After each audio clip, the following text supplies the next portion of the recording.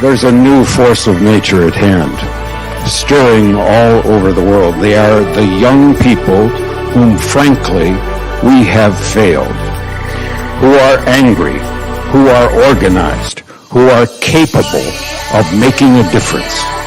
They are a moral army. And the most important thing that we can do for them is to get the hell out of their way.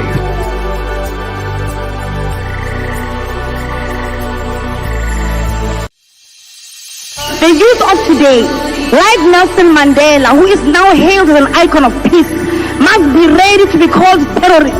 We must be ready to be called criminals. We must be ready to be jailed for crimes we did not commit. We must be ready to be character assassinated like Ida Mtwana, Robert Sobukwe, Unhopo Sisiro, Steve Biko, Winnie Mandela, and Julius Malema.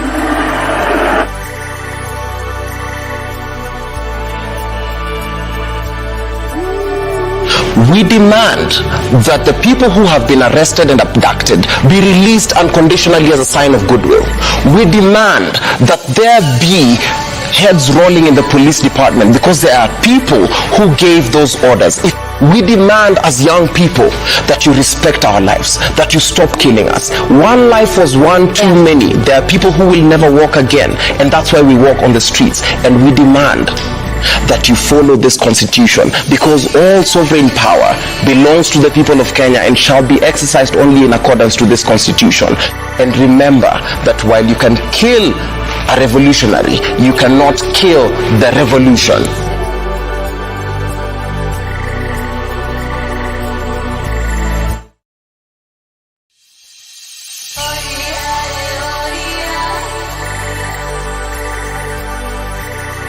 We don't have a country here. We are useless.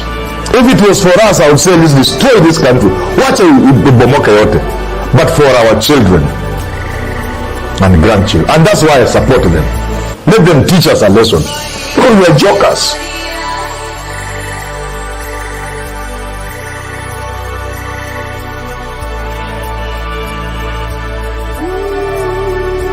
We've been telling young people, go to school, get educated, then you'll get a good job, you'll be empowered. But in most of our countries, the people who are living the best lives have no education. The people who are driving the best cars, no education. We have political cadres now occupying significant positions in government because they are loyal. Some of them are fantastically incompetent, but they are wonderful people. Unfortunately, wonderfulness does not cure the underdevelopment challenge. We have equated having things with being, so that those who have things are considered more human beings.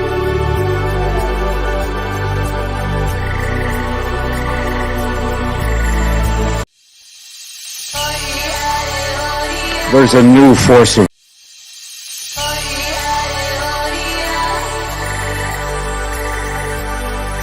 Why are you arresting me? Why? Give me a reason. I protest because you're killing us. Who is killing you? You police. You're killing us in our communities. Poor communities. Why do you want to arrest me? Yes. People's power! People's power! People's power! When we lose our fear, no more killings! No more killings!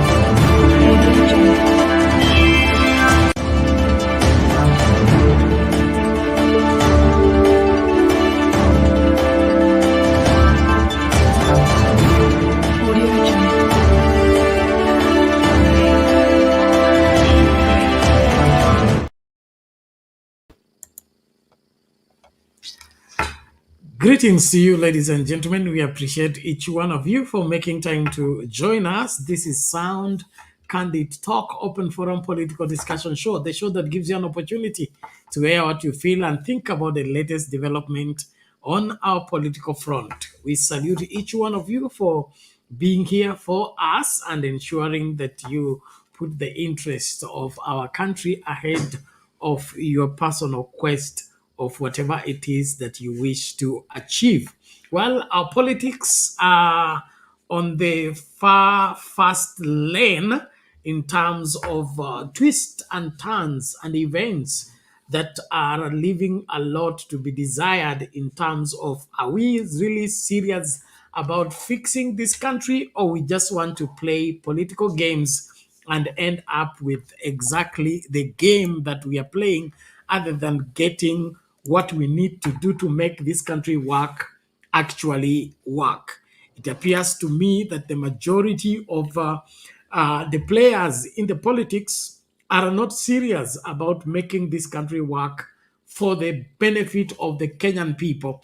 And therefore, I invite every right-thinking Kenyan and well-wishing Kenyan to rise up to the occasion and deliver for the country by not letting their voice to be stopped or to be shouted down when it comes to demanding what is right for this great country. Well, Kenyans in Nyamira have not disappointed in letting William Ruto know that they are not with him.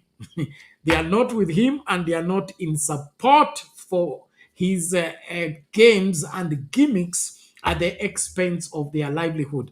Now, this is a very telling, a revelation in terms of how serious Kenyans are about getting their act together and helping redeem this country once and for all. And so we'll be bringing you clips from Nyamira to show you that Kenyans are not ready. And even on top of Zubaru and the question of are we together, tuko pamoja, tumekubaliana, tumepanga, hiyo yote imekataliwa. Watu wa Nyamira wamesema hapana.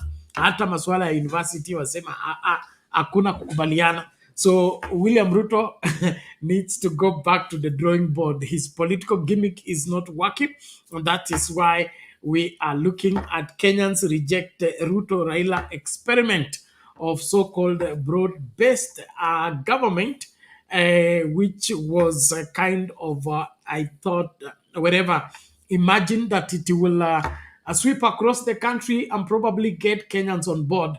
But it appears Kenyans have said we are not boarding. And so the people concerned need to go back to the drawing board and bring us something else if that must happen.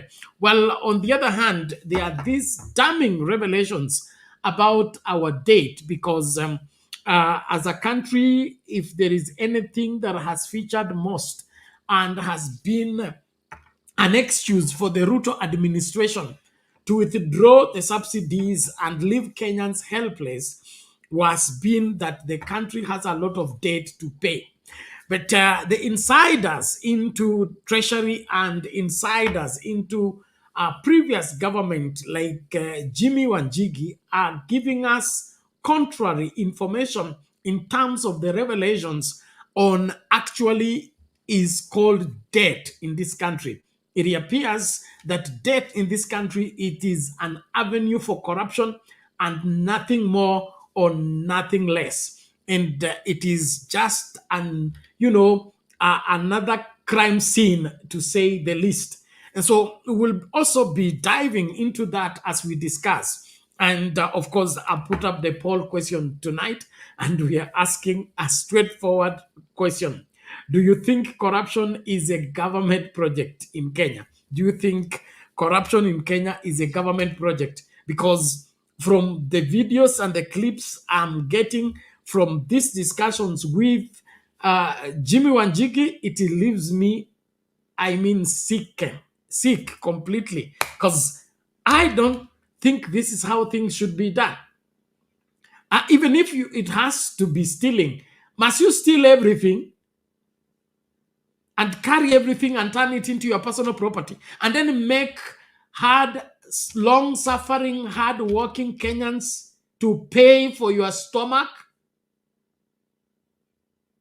That SGR was supposed to be 55 million, and now it was the God, 55 billion now, and it ended up being 1 point something 3 trillion. So over 700 something was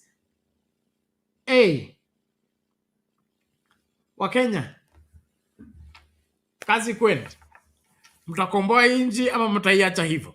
Anashukuru kila mmoja, naomba tafadhali tumakinike kukaribishana, share link na kila mtu. 50 people please, let's get active.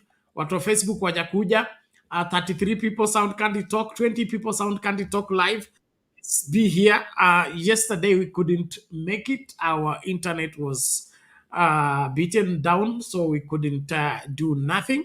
It wasn't our making. And those who are following the earlier program on Daily Bite, you noticed that we left unceremoniously. That was the time we were hit at around a few minutes to 9 p.m. and we couldn't connect strong internet until after morning. And so we apologize for missing out on the show. But it is also important for us to, they say change is good as rest. Let us also engage. It's important that we also look at various other places where people are talking. Isije eti sisi ndio tunasema na sisi ndio kusema. Okay? Ni muhimu pia wewe upate nafasi ya kusikiliza kwingine, ukaelewe mengine na ukajifunze kutoka huko. As an individual, as well as my personal conviction is that I don't have the monopoly of knowledge. I only have my take on all that happens, and that my take is based on my current revelation of the truths that I know. When I knowing more, I will change my perspective. But when the truth is not sufficient light to walking becomes a danger. Well, karibu kila mmoja, naomba tumakinike. Watu wa Nyamira, we salute you for speaking out and letting Ruto know you are not boarding. You are not part and parcel of the mess that he is inviting you into. And so a very important reality there that each and every one of us needs to draw a lesson from the same. The people of Nyamira have said no to this their issue. Let's start with that story. Link ya kutumia kuingia studio simepeana. Hebu tuingie studio, wala ambao mnataka kuchangia masuala haya tukaongee kwa kina, na ni muhimu tuingie mapema ili tusiwekwe kwa muda visivyo far. It is important that we speak up in good time, and then of course be able also to live in good time and get a good rest. Here we go. Nyamira tumekubaliana. Nyamira tumekubaliana. Wale wanasema tumekubaliana, nione kwa mkono. Wale tumesema tumekubaliana. Hata mambo ya university hatujakubaliana. Tumekubaliana mambo ya university. Tumekubaliana mambo ya barabara tujenge, ya shule tujenge, ya stima tuunganishe, ya barabara tujenge, ya affordable housing tuendelee, na ya university tuendelee. Hebu nione wale wanasema tumekubaliana hiyo maneno. Basi haya, kama unakubaliana unainua mkono na unasema umekubaliana. But it appears this is not business as usual. This is not running of mouth anymore. The ground is mambo ni different. And it appears the Nyamira people have refused the hypocrisy of pretending to be in support of what they are not. And this is now something that forms the fodder of our discussion in how, as leaders, we can become detached from the feelings and the desires of the people we lead, to an extent whereby we are so out of touch that it appears there is nothing we say or do that really relates to them. But the William Ruto administration is notorious in the aspect of believing that Kenyans are just there to be fooled, Kenyans are just there to be carried, and you don't have to have any substance. You just need to have a rhetoric and a narrative and form the narrative and repeat that narrative as many as possible, as many times as possible, and then obviously Kenyans will follow you. Now, that is a reality that the Kenyan people need to wake up and let William Ruto know that they know the truth, and there is no amount of lying that will make them abandon what is true. And so, from the look of things, it appears that mambo hayaendi vile William Ruto anapanga na vile anavyotarajia. Ni kama wanasema maji yamezidi unga. Okay, ni mheshimiwa Gumu alisema kama maji imezidi unga unatengeneza uji ukunywe. Yes, kama maji imezidi unga ndio hivyo hivyo imekataa, sasa itakuwa badala ya ugali iwe uji. So inaonekana hapa William Ruto na genge lake itabidi wajipange tena. And to me it's a very, very positive reality because the political class has taken advantage of the ignorance of the Kenyan people for too long.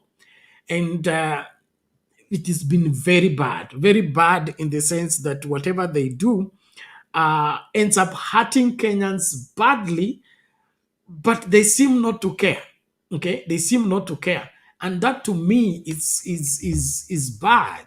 How do you take on a position of leadership in which you're supposed to safeguard the interest of the people, but you now take advantage of the same people you're supposed to safeguard their interest, and you do it with so absolute impunity to a level whereby it looks like it's now your right to molest the people and impoverish the people, and nobody should question you. Now that's where we are bordering, and that's what is bothering me. I mean, how do you, with impunity, be messing up the livelihood of Kenyans, and then you still want Kenyans to clap for you and agree with you?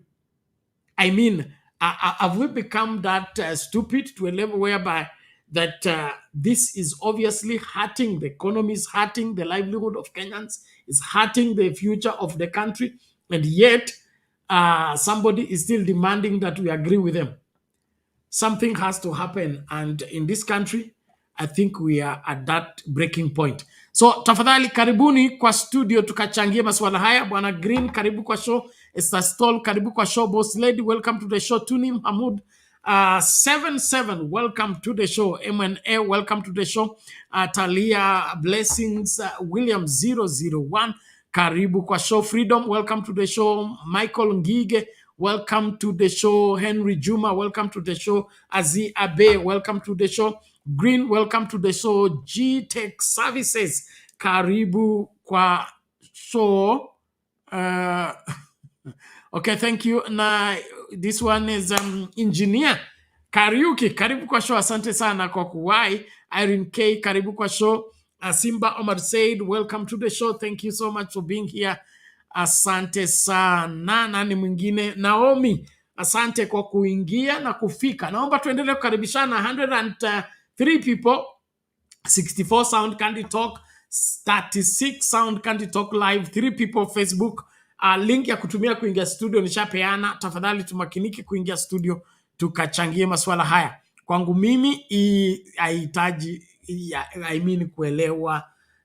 I don't think we need to understand this in terms of giving in terms of giving benefit of doubt on the Ruto administration in terms of helping Kenyans. I don't think they have any plan of helping Kenyans. And of course, their plans is all about taking advantage of Kenyans, to their own profit and with impunity. To their own profit with impunity. Yaani ile mtu ameamua atakutesa na anataka kukutesa na anataka umpende kwa kukutesa. Yaani haya mateso ya wanasema mateso bila chuki, okay? Mateso bila chuki. Yeah, you are messing up the livelihood of the country, and you want to be given a medal of honor for the same. You want to be acknowledged for the same. You want to be praised for the same. This is strange. This is very strange. And so I really want us Kenyans to deliberately look at this and, of course, come up with a verdict that is worth it all. Now, I want to play another video, but before that, please make sure to endelea kukaribishana 1 or 3 people. Ebu hiyo number ipande. We should go to 300 plus as usual. Okay, kina Undumani sijui meenda wapi, Wangira. Tufike studio tukaseme yaliyomo na yatakayokuwemo, kwa sababu wajibu huo tunao na wito huo tumepewa, na of course kutetea nchi hii ni haki yetu. So naomba tafadhali usikae mbali, hapa ndipo mambo yote yanaendelea.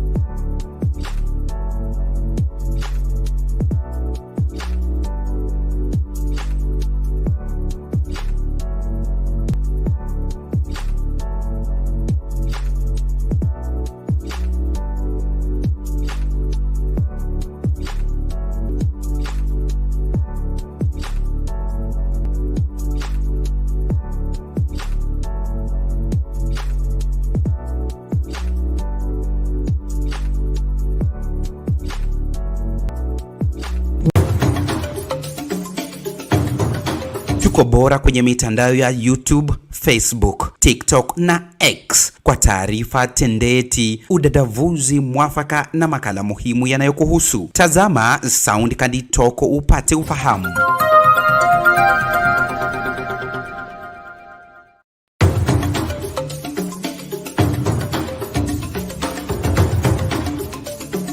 Kutoka Bahati Nakuru hadi Bahati Nairobi, hii ni Sound Candid Talk.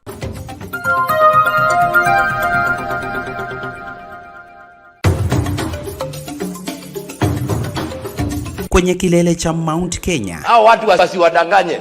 Finance bill chini. Kwa nini sasa mnataka haya magari na hamkununulia mtu muanze kuchukua pesa? Hadi mabonde ya Keyo Valley. Ita mkutano na hii watuambie barabara gani tuondoe ndio tusiweke kodi ingine, ndio tusiweze kujenga hizi barabara. Hii ni Sound Candid Talk.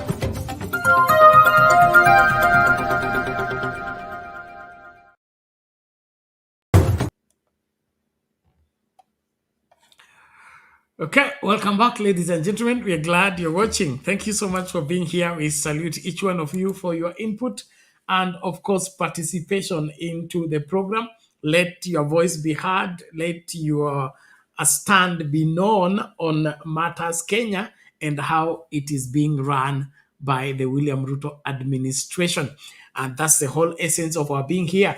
A better Kenya for all Kenyans is all we seek and wish to have. Thank you. Let's join, please, in fast successions so that we don't stretch beyond what we ought to.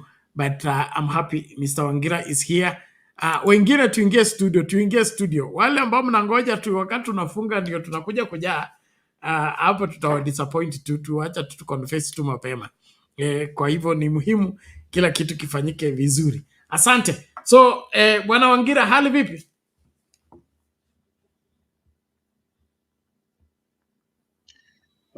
hali yangu ni salama, labda yako. Tunashukuru, baridi tu ndio inachukua masikio za watu.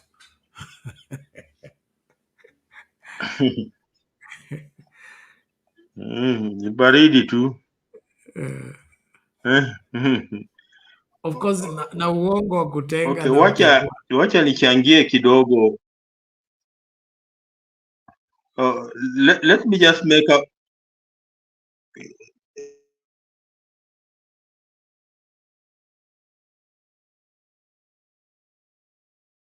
Mr. Wangira, is everything okay? Kama tunakupoteza, pole. Okay, Mr. Wangira has some technical hitch.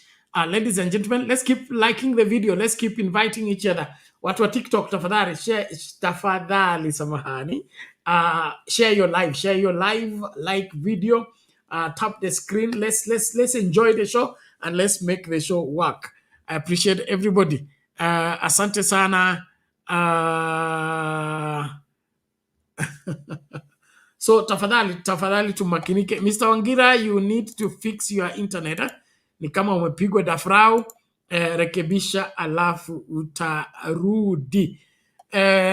Labda tutaingilia hiyo story ya pili, lakini kila mtu atachangia kama vile amepanga kuchangia. Lakini kile kipo ambacho kina disturb hapa sana ni ile ukora wa wanasiasa ile ya kusifu Ruto wakati yale wanayosema sio ukweli na sio hakika. So it really disturbs me that you are a representative of the people but you are the one turning against the same people. Yes, Mr. Wangira, I hope you have refreshed. Okay.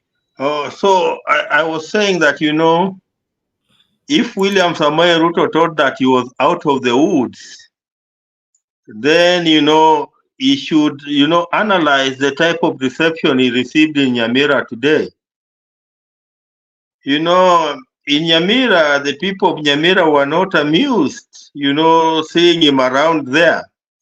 And I remember him saying that, at a university, amkubaliani na mimi, and nobody was responding to him. He expected everybody to raise his hand, and people were not raising their hands, Bernard.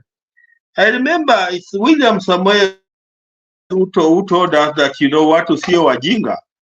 And, I want just to use the same to tell William Ruto that, the people of Kenya can read in between the lines.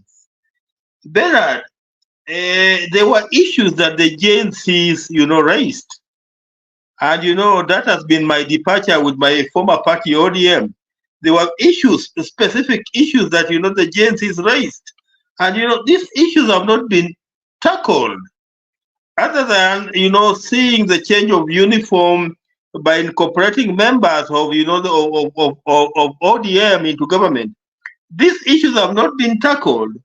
For example, we have the issues around the rule of law. And I've repeated it on and on. There are issues around democracy. There are issues around human dignity. There are issues around social justice.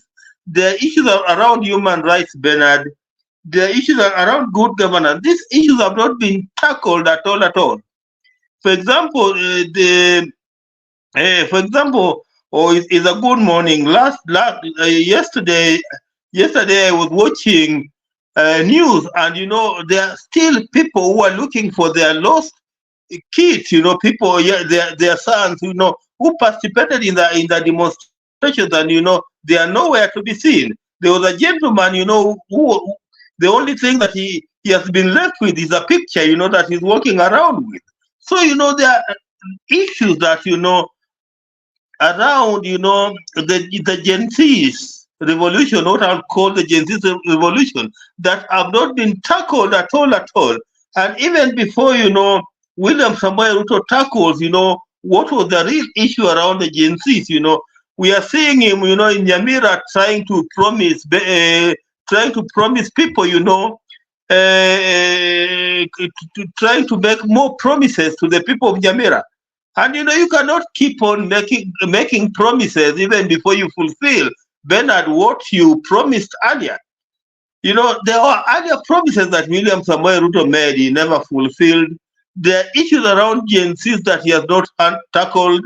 And then he's out there just because he thinks that he has now incorporated the ODM membership that, you know, he thought that the people of Nyamira were going to be excited about him, Bernard.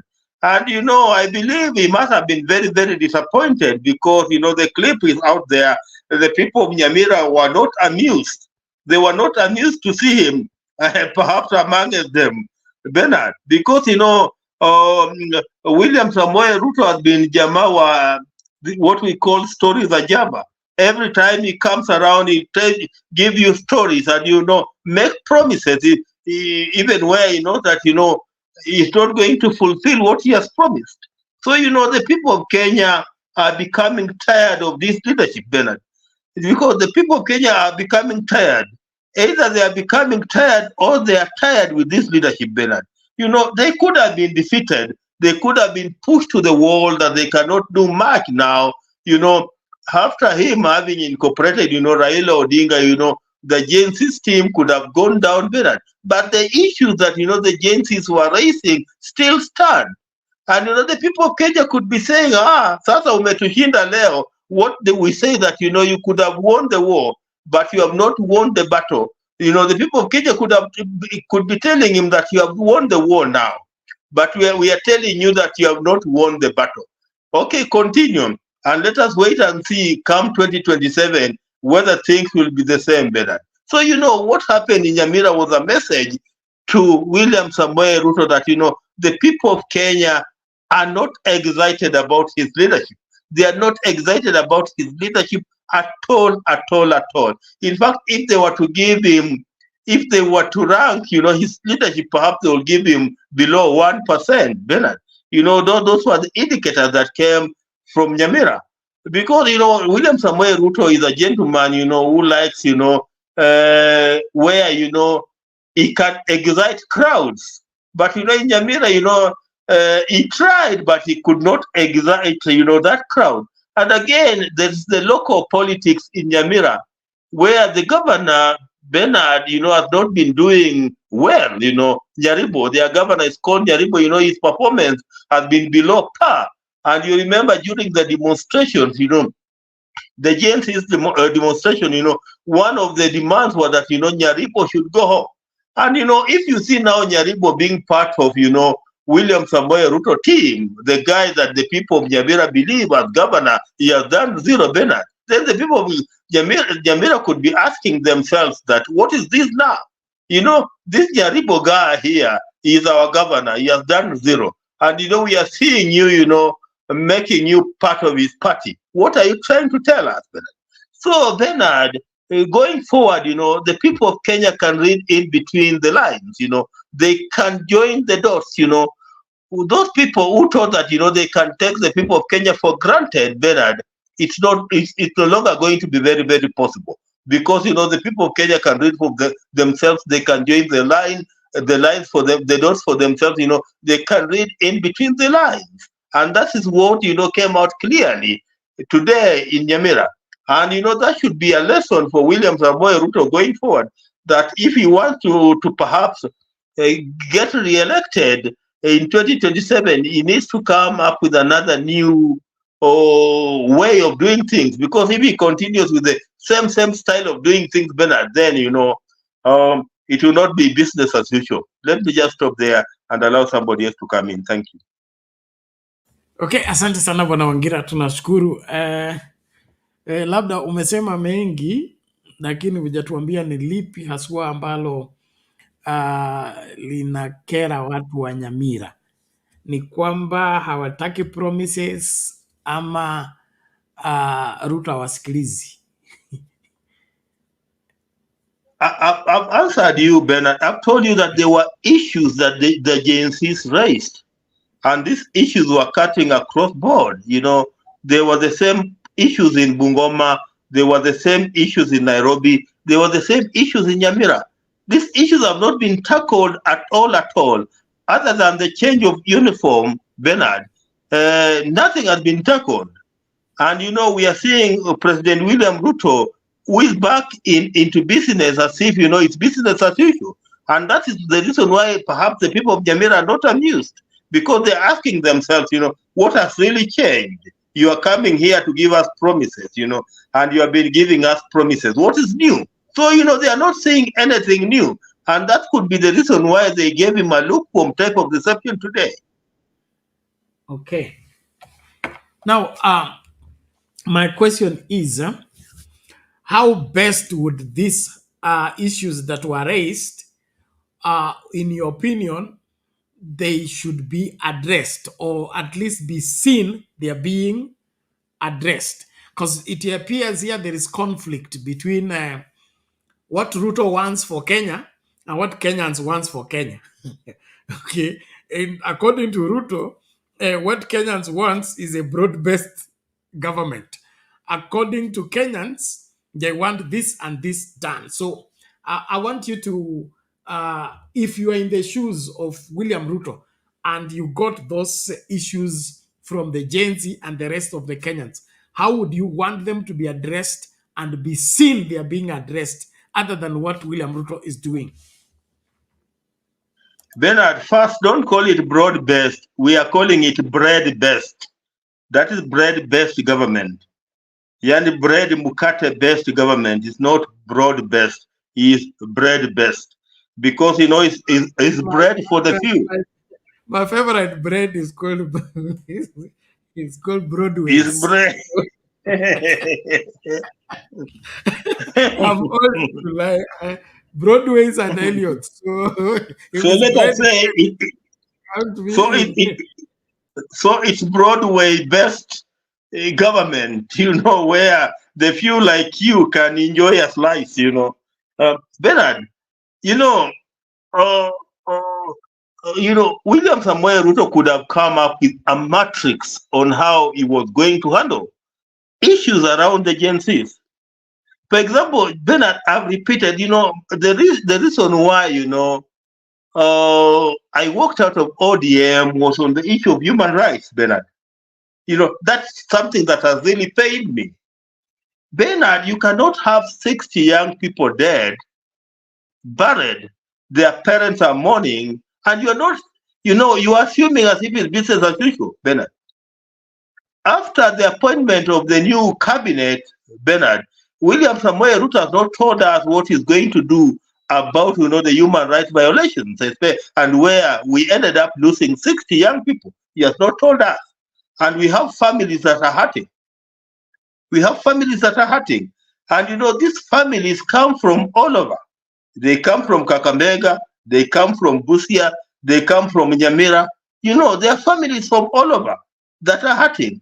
There are many, I believe there could be 200 or 300 or 400 people that were injured, Bernard. These are serious human rights violations that we need addressed. But, this government is not addressing that particular area, Bernard. So you want the people of Nyamira to just clap for William Samoei Ruto and sing hallelujah for him and say amen for him. But that is not going to be very, very possible, especially if he does not tackle the issue of the human rights violations during the demonstrations. Because we lost lives, and those lives were not statistics. They were people's children, they were people's husbands, they were people's wives, Bernard. They were people's siblings, Bernard. So unless he handles that particular area, Bernard, he'll continue having problems with some of us, especially a person like me who's a human rights defender, Bernard. I'm not buying into anything William Samoei Ruto until he tackles this issue of human rights violation that happened, in the last 2 months. There are many issues, Bernard, around lawlessness, Bernard.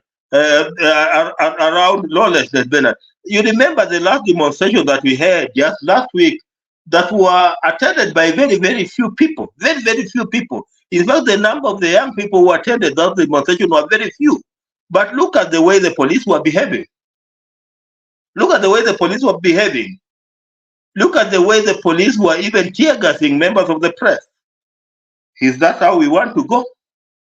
There are even issues around good governance, Bernard. Corruption is a problem in this country. Corruption is the real cancer in this country. William Samoei Ruto is not telling us how he's going to tackle corruption. And remember, Bernard, today is 13th. So William Samoei Ruto has only around 2.5 years to remain president before we go for the next election. So he's not telling us what he's going to do in 2.5 years, Bernard, to better this country, other than the normal PR. And the young people are reading, can see the type of PR William Samoei Ruto is trying to play. And that's the reason why they are not amused, Bernard. They are not amused because as far as they are concerned, Bernard, there is nothing new. And you can agree with me that as far as William Samoei Ruto is concerned, there is nothing really new. It's the normal public relations exercises that we have been seeing him doing over time, or since he was elected to become president of the Republic of Kenya. Okay, thank you, Mr. Wangira. So I believe you mean that addressing the human rights violation in that include compensation and desisting from the perpetuation of the same, and dealing with the people that are linked to maiming and, of course, taking the lives of innocent demonstrators. In ladies and gentlemen, as we engage, as a president of the Republic, Bernard, when you are president of a republic, they are what we call omissions and commissions. Because as president, you cannot get it right always. But he also needs just to apologize to people who lost, their children in this particular demonstration. For example, Rex, the young Rex Bernard, we understand he was not a demonstrator. He was a young man who was returning home from work, and he ended up being killed. Nobody has apologized to the family of Rex, and some people want us just to take it as if it's business as usual, Bernard. It will never be. It will never be. And there are many such people, Bernard, who ended up being brutalized or who ended up being killed, even when they were not part of the demonstration, Bernard. So, as the president of the republic, the first thing he needs to do is to apologize. Own up. You own up, then apologize to the people of Kenya. After owning up, you apologize. After apologizing, then perhaps we can talk about compensation. But we are not seeing him owning up. We are not seeing him apologizing. We are not seeing him saying that he will compensate anybody. And there are families, Bernard, that are hurting. Look at Mama Rex. That lady is hurting inside, Bernard. Bernard, my wife always reminds me that, you'll never feel the pain, the pain some people feel until it reaches your doorstep, Bernard. Imagine that you are Father Rex today, a young man who was killed in the manner that he was killed. How would you be feeling? How would you be feeling? And I've decided to get into the shoes of Baba Rex. And I feel the bitterness, Bernard. And it's the reason why I'm not buying into this public relation exercises. Thank you, Mr. Wangira. We appreciate that. We wait and see what William Ruto will do. But from the look of things, he seems to have walked away from the same. He has, according to him, a better assignment. But all in all, let's see how it plays out. Ladies and gentlemen, Mama Selina, you came and were thrown out. Ebu, correct your internet and get back. Let's have a look at this other story of our Njiki's dead revelations about our date and what's cooking with our country, because it appears we really have a budgeted corruption, and it is not just even budgeted. It appears that corruption is the main government project in this country. The rest are flower girls. They really investment, and they really undertaking of our government is corruption. But we'll be looking at that extensively in our discussion, because it's really painful that as a people we can't get our act together, yet we pretend to be doing something about it. Let's just look at this. For a project of 500 billion according to the contract documents. So 700 billion above what was required. That is a frightening fact.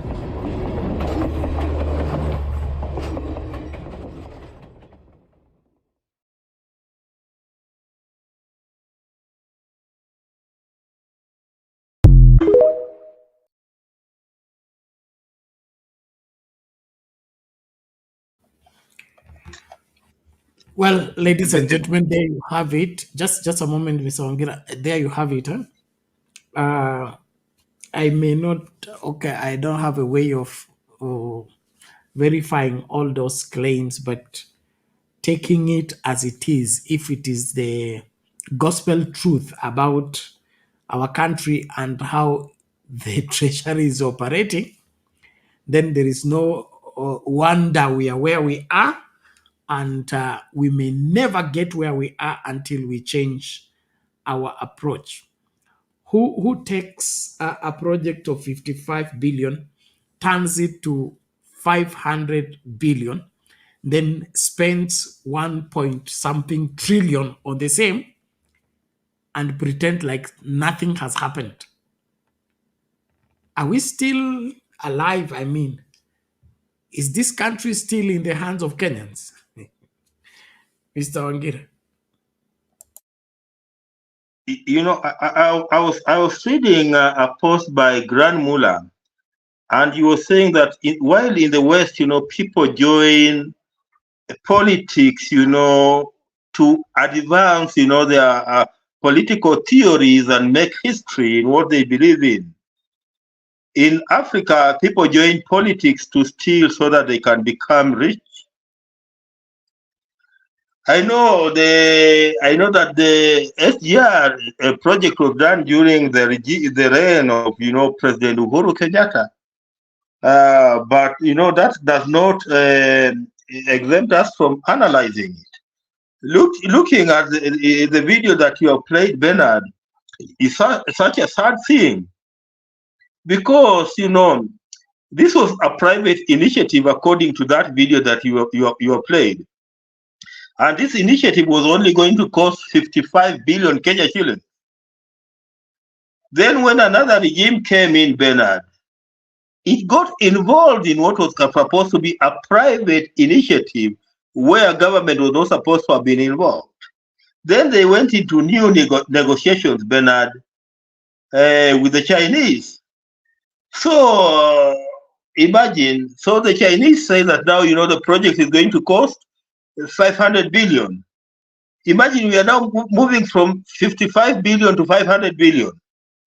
And they say that, you know, we are going to invest 90% of the cost, the 90% of the 500 billion, which was 450 billion. And you guys are supposed to only raise 50 billion, Bernard.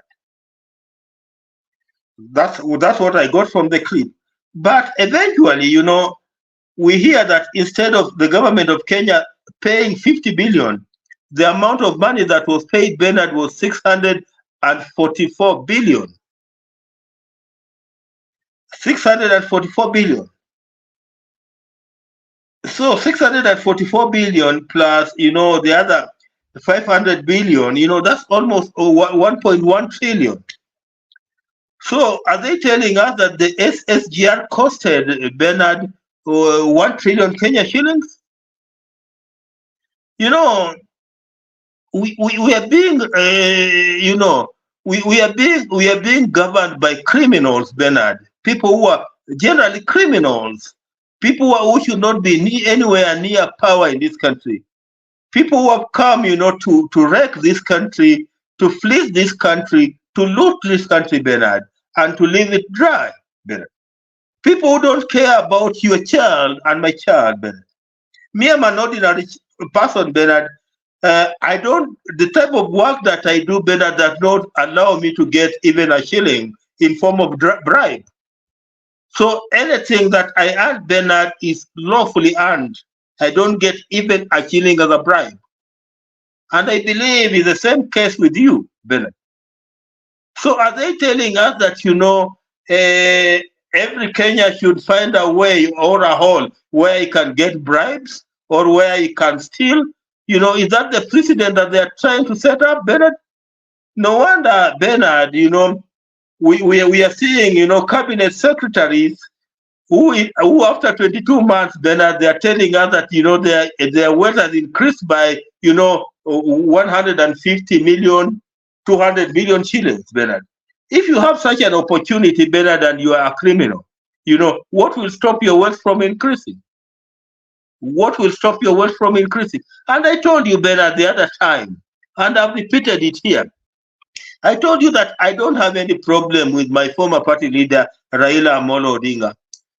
But, the fact that, he joined this particular broad-based government, broad-based government, Bernard, without proper mechanisms, Bernard, is what, annoys me, Bernard. Because, issues of good governance, Bernard, are key. And, one of the reasons why, people have been hard on William Samoei Ruto is because of corruption in his government, Corruption in the Kenya Kwanza government, Bernard, has been to the highest of the levels, Bernard. And that's one of the reasons why the Gen Zs went on the streets, Bernard.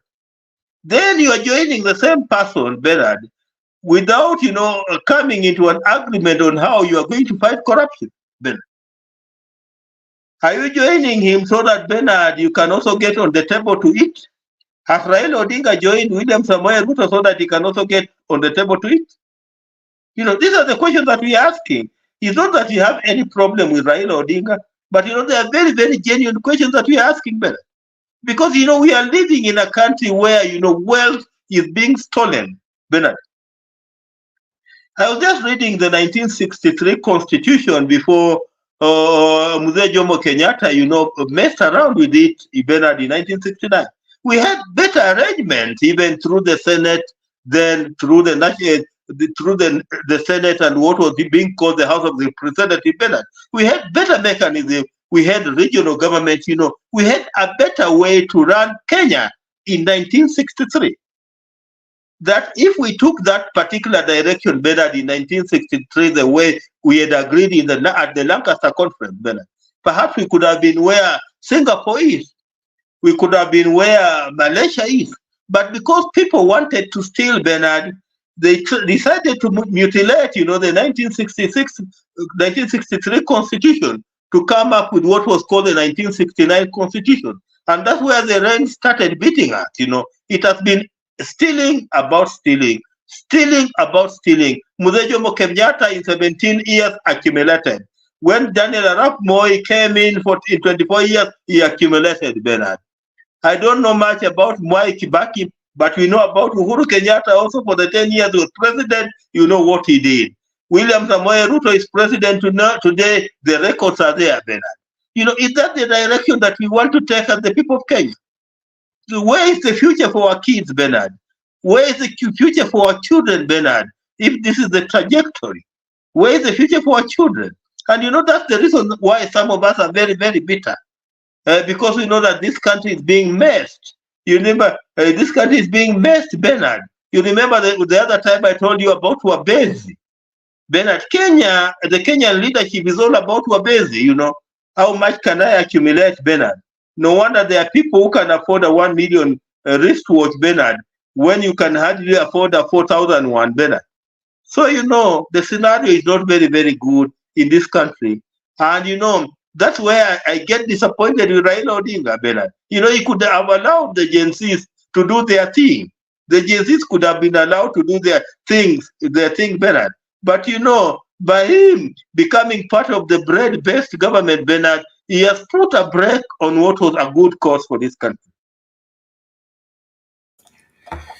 Okay, Mr. Wangira, that is your take on the same. But I don't see how the corruption, because this corruption we are talking about, in fact, this one we are talking about 2013, the SGR. Okay, 2013 it was Ruto, and look at the monumental amount of money that is put aside for corruption in a project. Now, only God knows how long this has been going on. And so, if this is how we've been operating as government, and then government looking for illegal ways to legalize, legalize corruption or make corruption profit a few at the expense of the rest of Kenyans, it only proves that we are a corrupt country, we are a corrupt administration, and the operations in this country are never about the people. Are never about the people. They are never about the country. They are about who is who. This is now coming out clear that the system and the deep state is what grows, is what invests, is what withdraws and makes everything work in Kenya against Kenyans. Now, with this kind of revelations, I believe our quest to get the country back should be more fired in terms of our commitment to the same. Now, the Gen Z and their quest to get the control of the country, I believe, is genuine and well placed. But it must have both the entry and the exit. If it doesn't have that, then it becomes easily opened up to frustrations like what we are talking about. And to me, nothing has gone wrong with the quest for a better Kenya. Everybody needs to choose which part of history they want to be. And we can't say that because somebody has joined the government and so a better Kenya cannot be realized, except Kenya is in the pocket of that person and he goes around with Kenya. Is that what you imply? Bernard, I am a student of history and I have analyzed, the Kenyan historic scenario. And, Kenyan historic scenario is governed using what we call divide and rule. And this has happened since the days of Mzee Jomo Kenyatta.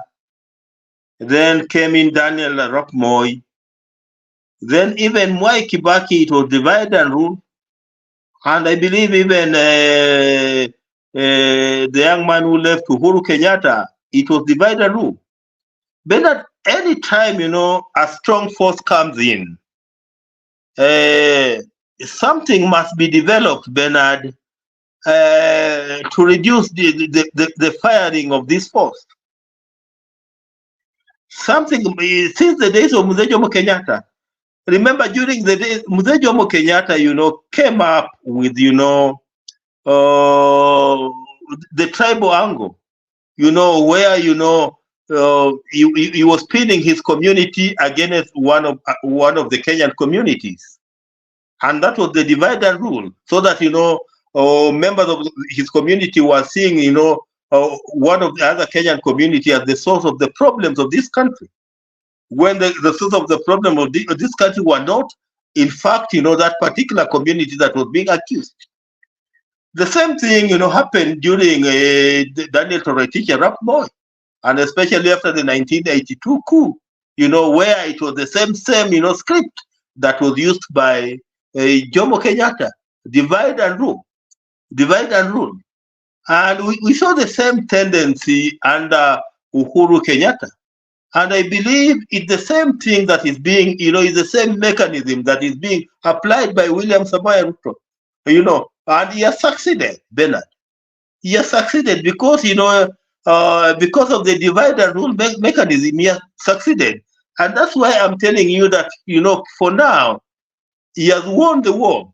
I'm not very sure whether he can say that he has won the battle. But as far as the war is concerned today, we can say that William Samoei Ruto has won the war because, he has succeeded to put down the fire, the GNC fire. But, this is my take. If things continue the way they are continuing, Bernard, it will take another 10 years or another 5 years, Bernard, and we will see the Gen Zs coming back on the street. And when they come back on the streets, Bernard, perhaps it will be in a bigger force than what we saw in June this year. And the reason why I'm saying that is because, the leadership is burning their heads in the sand. For example, now the Kenya Kwanza government, by incorporating, the 4 ODM members, they have buried their heads in the sand. Today, Mr. Business as usual. And it's the reason why you are seeing, William Samoei Ruto in Nyamira. Last week you saw him at the coast because, he has gone back to, to the same business as usual thing, as if nothing, was supposed to change. And, he's operating in such a manner when many Kenyans are hurting. And they're hurting, because of one thing, Bernard. Many Kenyans are hurting because of what we call bad governance, Bernard. Kenya is being governed under bad governance. We have bad governance. Look at everything here, Bernard. It's bad governance. You cannot walk in a hospital today, a public hospital today, Bernard, and you are sure that you'll get first class. Let us assume that you had an emergency and you were to walk into Mama Lucy Hospital. How sure are you, Bernard, that you are going to get, the type of medical care you're supposed to get? Our kids cannot go to school today. Look at the levels of the unemployment in this country, Bernard. And people are operating as if it's business as usual. They're even telling us that, Bernard, they're exporting, they're exporting Kenyans to go and work abroad. I was reading, I think, something where they were saying that, they have created jobs for nurses, I think, in the UK, where they will be earning 200,000 in a month, Bernard.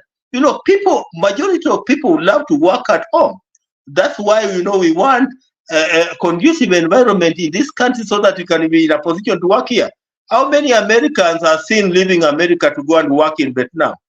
How many Americans leave America to go and work in Cuba? These are the questions that we need to be asking, Bernard. How many? But because the American environment has become conducive, it can accommodate every American to work in America. And that's what we want in Kenya. We want a conducive environment where every Kenyan can be in a position to work in Kenya and get what we call a gainful employment. But where things stand today, Bernard, ni zile stories za Java. Tumepeleka watu sijui wapi, tumepeleka sijui watu wapi, tumepeleka watu wapi. Ile tunasema wacha sukuma wiki, wacha tusukume masiku with stories. You are given stories so that we can push the days, Bernard. And going forward, and if things don't change in this country, Bernard,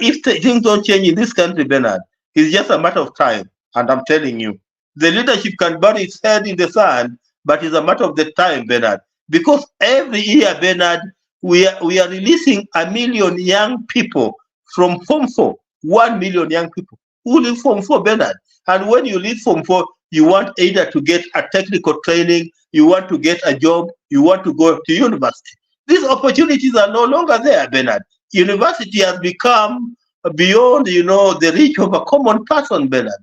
And, this is happening within this particular regime, Bernard. And, divide and rule, Bernard, could be working for William Ruto for now. And I don't know for how long it's going to work for him. Let me just stop there. Okay, thank you, Mr. Wangira. Now, on that theory of divide and rule, if it has worked for the pre-colonial administration, it worked for post-colonial administration, it has worked for all successive administration from Jomo Kenyatta, Daniel Moi, Uhuru Kenyatta, and now William Ruto. Where is the problem? Is it the successive administrations, or Kenyans who have refused to draw lessons from their history. I mean, first president, second president, third president, fourth president, all of them succeed by one method. And we as Kenyans able to discern and be able to outgrow this, or we will always fall in it the same place. We fell in the ditch, we came back, fell in the same ditch, we coming back on the same route, we are falling in the same ditch. Is it not we who are the problem and not the people digging the ditch?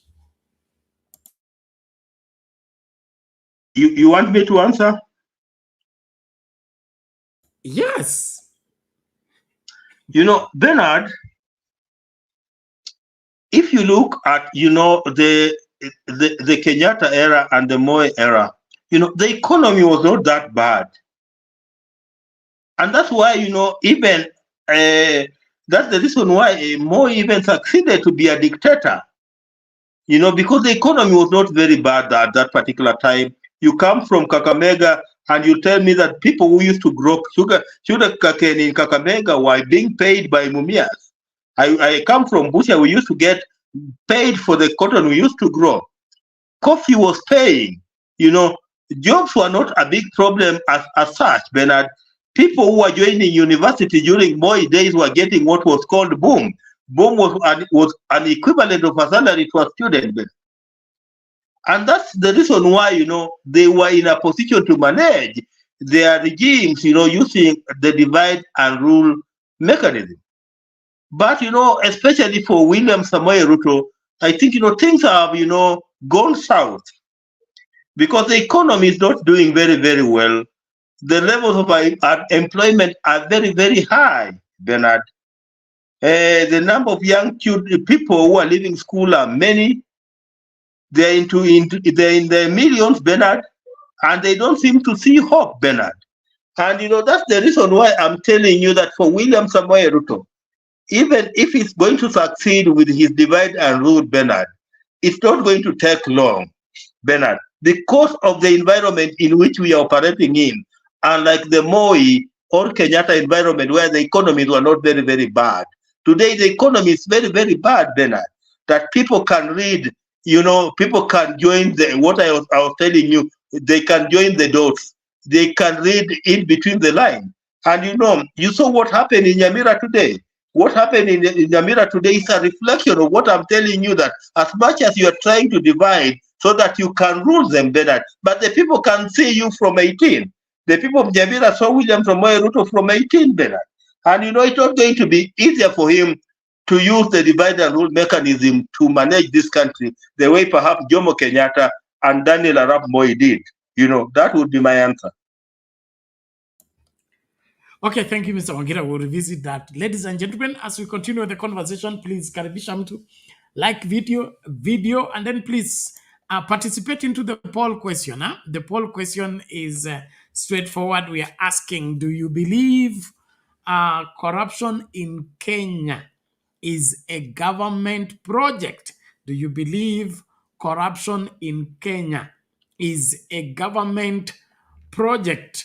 57 people have already cast their vote on Sound Candid Talk live channel, and of the 57 people who have cast their vote, only 17 have liked the video.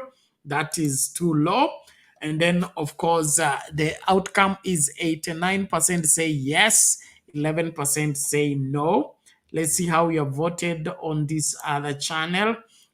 Is corruption in Kenya a government project? Is corruption in Kenya a government project? Now let's find the outcome. I can see over 55 people have liked the video. 104 have cast their vote. 104 have cast their vote on this particular channel. And then, okay, here is the outcome. 92% say yes and 8% say no. 92% say yes and 8% say no. So we can see the majority of Kenyans think and believe that corruption is indeed a government project. And that is where the paradox lies. How do you expect a corrupt government to fight corruption? How do you expect a government built on corruption, fed by corruption, kept alive by corruption to fight corruption? It's just like, sending the monkeys to cut the trees and, of course, against themselves, or telling the fish to dry up the sea that they depend on to for their survival. To me, I think as Kenyans, as a whole and as a society, we should face it. We don't have a government. What we have is a great number of wherever, an association of greedy people who saw an opportunity in political positions for their personal gain. Nobody is in this for Kenyans. It appears clearly.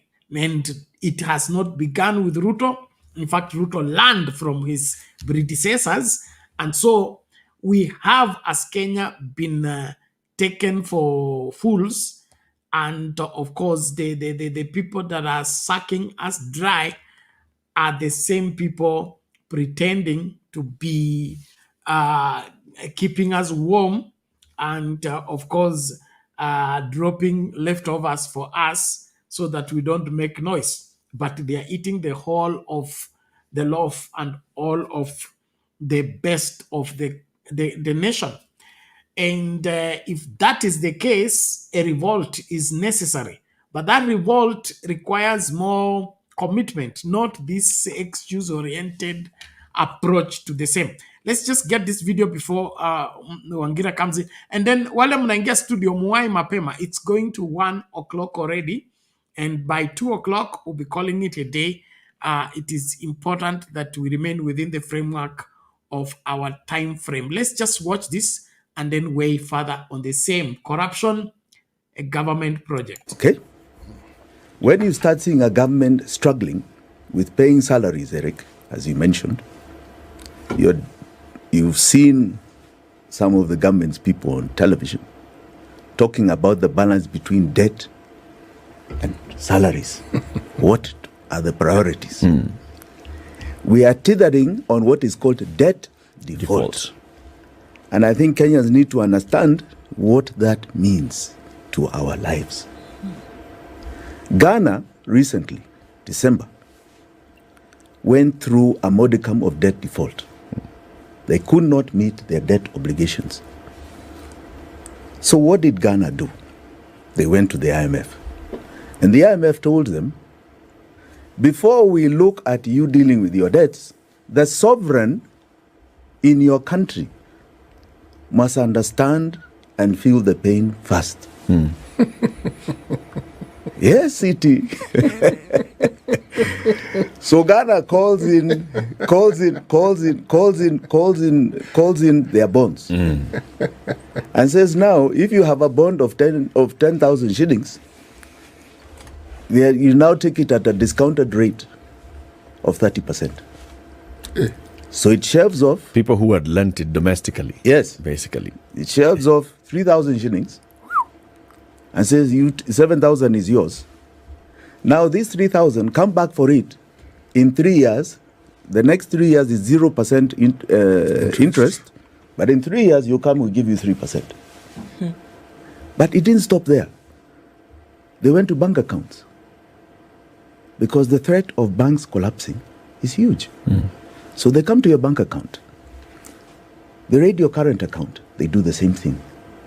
Here they'll raid your M-Pesa and do the same thing. What is raiding and doing the same thing? What does that mean? It means that if you have a deposit in your M-Pesa of 10,000 shillings, they will take 30%. And you then have 7,000. So your balance, if you have a current account, your balance suddenly becomes 7,000. Becomes 7,000. Who is the sovereign? It's you, the citizen. How do you...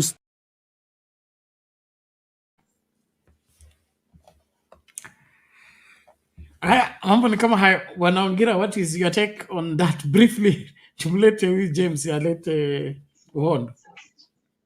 You know, I don't want to imagine what Maina Wanjigi is talking about, because if it was to happen here, Bernard, that will be what I call financial chaos. That will be a serious financial chaos. So I don't want just to imagine that we can reach that point, because if we were to reach that point, Bernard, then it will be serious financial chaos, Bernard. And that's perhaps all that I have to say. Okay. That reminds me, Mato, we need updates about the police circle and the hacking. Hebu tuambie kama watu wetu wako na mshahara ama wana mshahara. Mato Makundets, kule upo tunahitaji ufunuo wao. Bwana James, how are you? Niko poa kabisa, nawasikia tu hapo. Karibu tuambie mambo haya yanaenda vipi? Leo nimeamua niingie saa zile sio hot bana.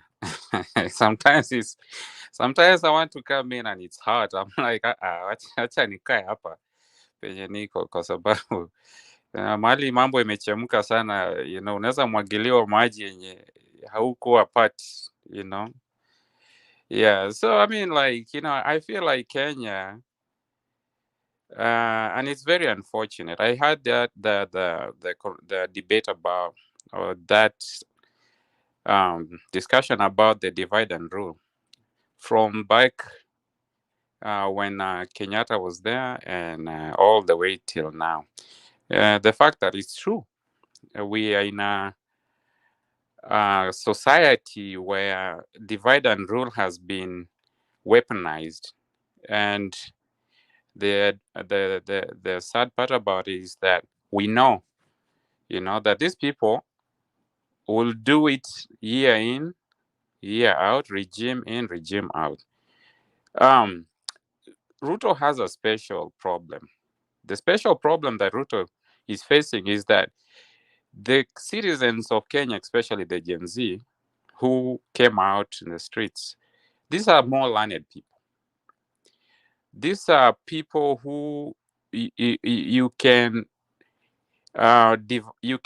try to divide them and rule them, but they are more educated on all the schemes that maybe Moi was better. I can say Moi was better, maybe Kibaki was better, but Ruto is not. He is not better in terms of how to divide and rule Kenya. And also he's been faced with the new challenge where information, there's too much information out there, including back in the day, Moi could control the country with Voice of Kenya, which is KBC, and that's what we used to see. So information was really, wakisema Moi ni mzuri, wakisema hivi ndio kulienda. So a lot of our parents, and keep in mind, a lot of our parents back in those days, not so many of them had gone all the way to college. So these kids they are educated. There's more universities today than what used to be back in the day, which is Maseno, Kenyatta, Nairobi, Egerton. Those were just the major university. Those were the few major universities that were there. Now, there's a lot of institutions. These kids, they get information as soon as it's launched. Some of this information gets to Ruto last. You can imagine. When Ruto found out about how Gachagua was saying that the information on the ground was not with the president. So dividing and ruling Kenya in this era, this year of this regime of Ruto, he can play that game, but it's not going to work for him. Because these people are outsmarting him, he cannot control.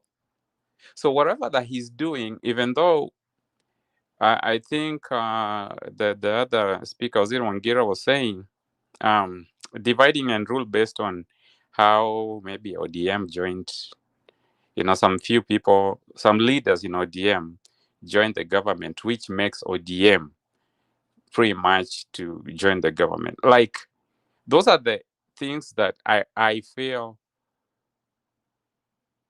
Ruto and let's say all those leaders who joined the UDA side, they're underestimating Kenyans. Mambo yenye ilihappen Kisii, all these projects that Ruto was doing today were already launched by Uhuru. So Ruto is just underestimating Kenyans. Kenyans know better. What we need to ask ourselves, what are we going to do about it? Because it seems like we know what's going on. We are stuck on a roundabout on the inner lane, and we don't know how to exit. So we are just frustrated about going round and round about at the roundabout. When these people look at us, they see us frustrated. They know we are frustrated, and they know it's probably working, but we just need to be forging questions on how we're gonna get out of this, exit this roundabout of the same regime, same problems, same mentalities, because it's evidently Kenyans know better. We need to be at least discussing how we gonna get out of this roundabout of the same people. They know, and actually they know that we know, but they know we don't know how to get out of the roundabout. So we are just out here complaining, and they are busy doing the same thing. Kenyans know better. The issue with the SGR, man, the breakdown itself is just sad. We're supposed to pay 50 billion, which is 10%. We ended up paying 644, which means we could have paid for the entire project and have 144 billion over. But still we owe China 450 on top of the 644. We owe China, which was their 10% of 500, 450 billion on top of that. So that's 1 point something trillion. Ukiongeza hiyo 600. We are gonna be in a lot of trouble. And I think the last video where Wanjigi was saying when Ghana went to IMF said that the what do you call, the citizens have to feel the pain because it's actually them who took the money. If it happens in Kenya, hey, I don't know. Itabidi watu wahame. A lot of that's worse than 2007 because I think that will be the unity. I think I wouldn't even want to, and I think that's why Ruto was hoping he would continue taking these loans in the name of taxes and projects. But meanwhile, they are just trying to hide, continue stealing and hiding the same the issues that were happening in the Uhuruto regime. He was part of that mess.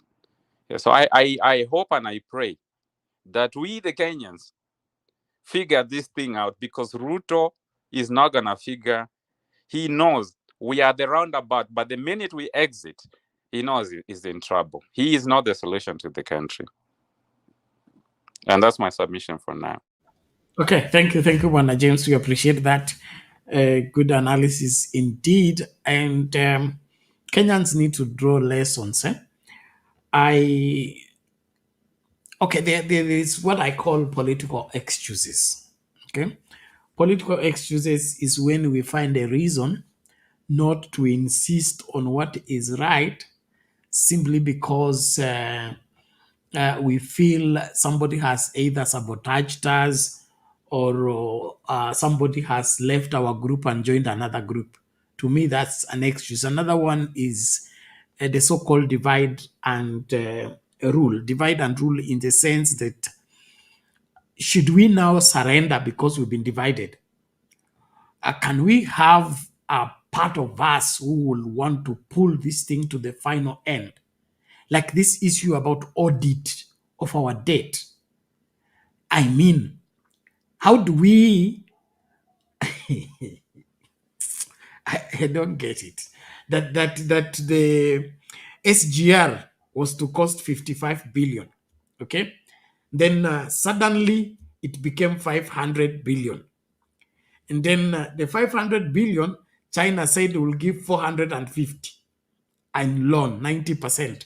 Kenya should only provide 10%. But the 10% that Kenya gave was 644 billion, more than the cost of the SGR, the inflated one, leave alone the 55 billion. No, that matter cannot be left without being unearthed and getting to the bottom of the same. And so this debt we are being told to pay, it does not even exist. Because if it was 55 billion and we paid 646 billion, that means we already, hey, we need to be having like how many SGRs? Like 4 of them. Can't we pursue this thing to its conclusion? Or will we be overwhelmed simply because the system, deep state, important people, the untouchables? Those to me is what I call excuses. If we get serious enough, we should be able to fix this country in the shortest time possible. But this taking of excuses, let's not touch here. If we touch here, it will, let's not do here. In the process, we get managed. Not because we cannot cause an uprising and demand these things to be done. And so even without necessarily, chasing away the administration, let's get these things fixed.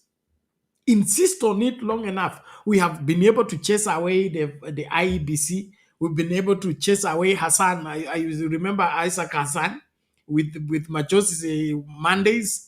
Okay, we were able to run them out of office. We've been able to cause a lot of changes as Kenyans when we refuse to let things be done in the wrong way and people get away with it. There are only 2 places where we are lacking behind: this corruption issue, and then of course elections issue. That one we have left it in the hands of thieves. The thieves can steal as long as they want. Kenyans will be praying for them as they go to steal to come back safely. That needs to change for us to be able to have a country. Or else, this way, Sion to Kitobo. All in all, ladies and gentlemen, please keep joining and ensure that you participate fully into the show. Thank you. I can see Reverend Lala amekuja. Naomba naye achangie. Masandio haya naendelea kukatika. Wale tunaingia studio, tukuje mapema tafadhali. Tukuje mapema. Msingoje usiku wa manane. Karibu Bwana Lala. Asante Bernard, asante Bwana James na wenzetu. Nimeingia sahihi nataka kuchangiza kidogo tu kuhusu habari ya debt. First of all,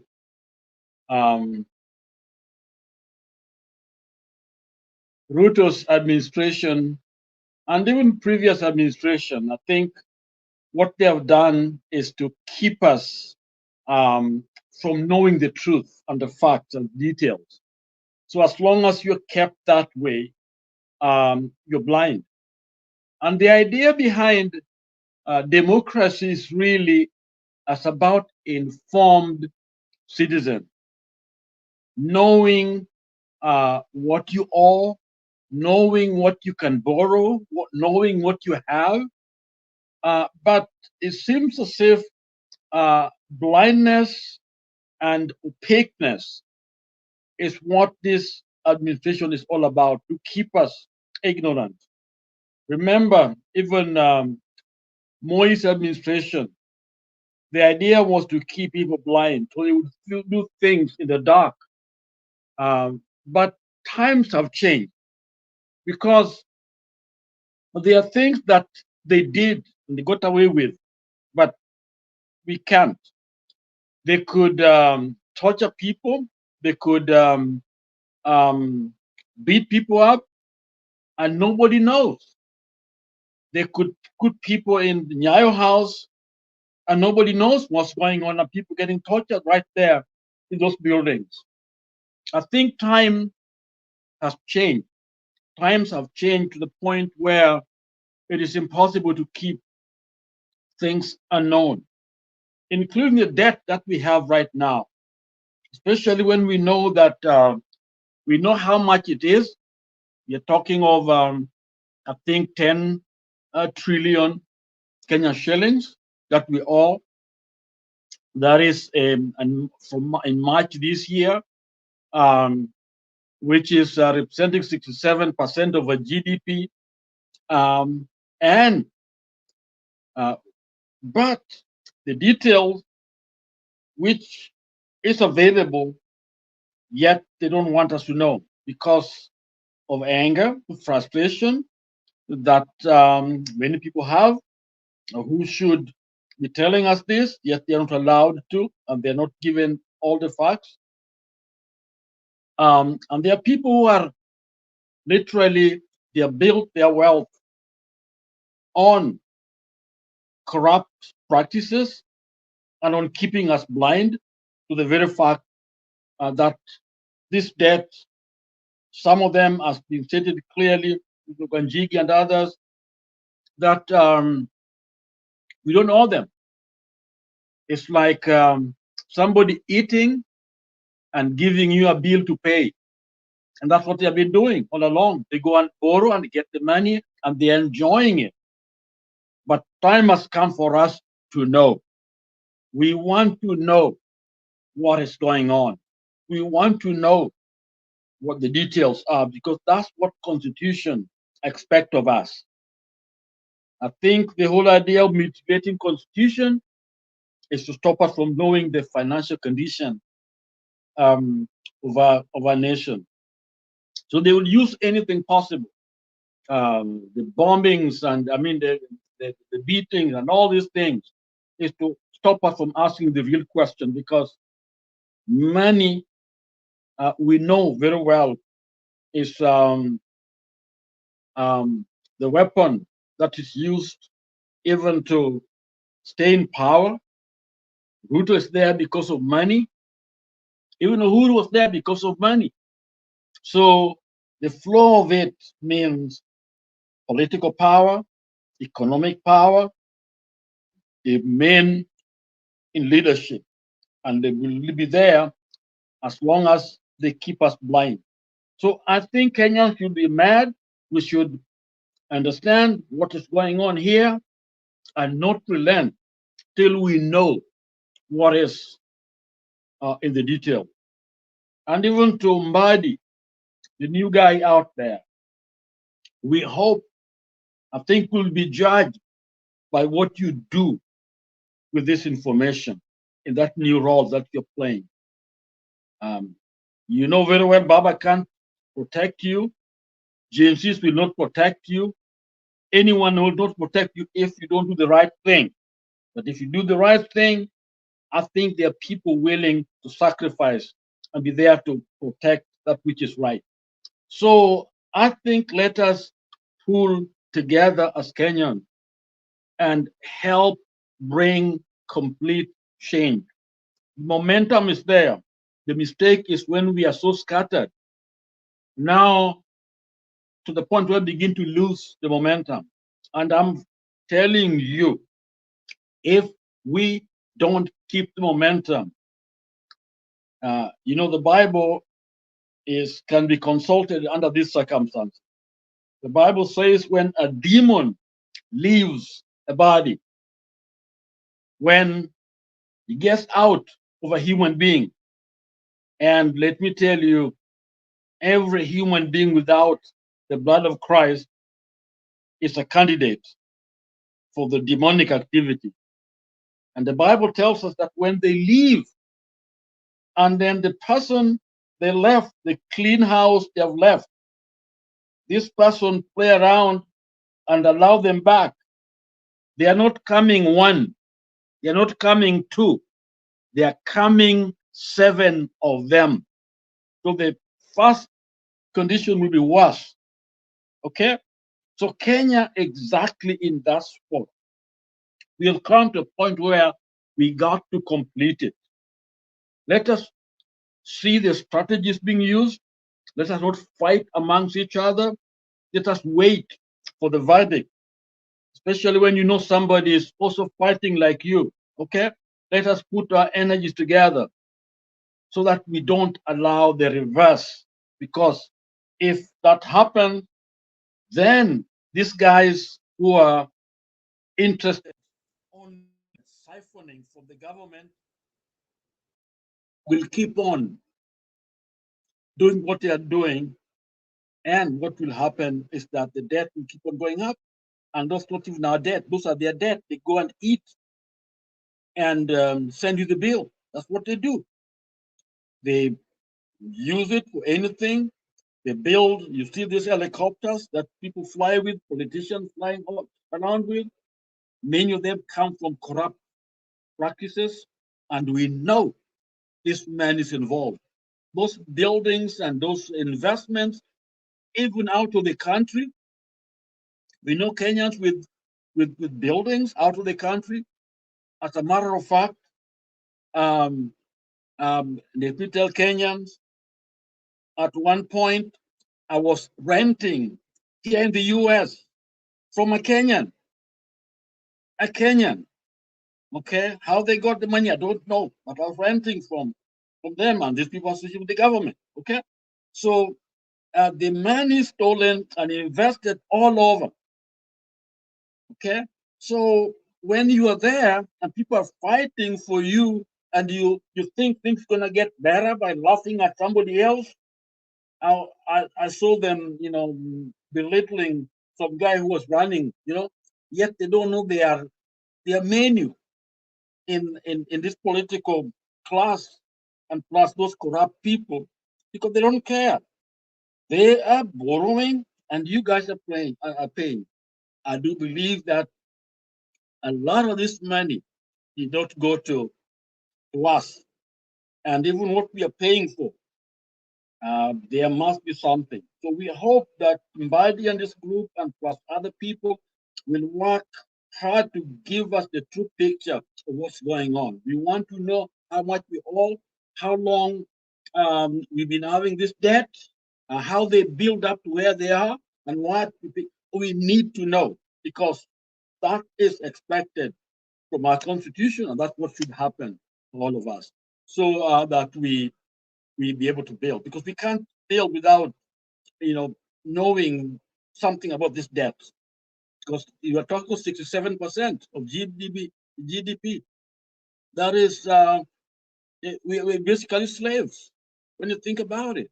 Literally, we cannot get out of this, and either somebody will come and help us do, save us from it, but we can save ourselves, first of all, by knowing the details. The devil is in the detail. Then we can make those choices we need to make, and we don't want to pay a debt we don't owe. In other words, for every Kenyan, even children unborn, there's a debt on them. There's a debt. All those helicopters flying, those are debts for your children to pay, because you already have been mortgaged. You yourself, you are clearly, if people are not as civil, those countries a long time ago, they would actually take all of us as slaves. That's actually that's how life used to be. In the biblical time, in the Roman time, there were more slaves than citizens. More slaves than citizens because of debt. When you couldn't pay your debt, you go become a slave for 7 years. So right now in Kenya, if we don't look at what's going on, if time changes, we are going to be slaves. There will be none of us free. All Kenyans will be slaves at this moment because we couldn't pay debt. Not paying debt means you're going to somebody's home to work as a slave. Maybe that's what this Arabian visit is all about. We want to be sold there to become slaves. When a government is ready to send our kids, our educated people, those who have gone even to college, to go and work as maids in Saudi Arabia and other places, and that is a policy by a government, that is an idea by government to take people out to build those communities. And we are going there not as true professionals. No, we are going as maids, as cooks, as watchmen, security, and all that.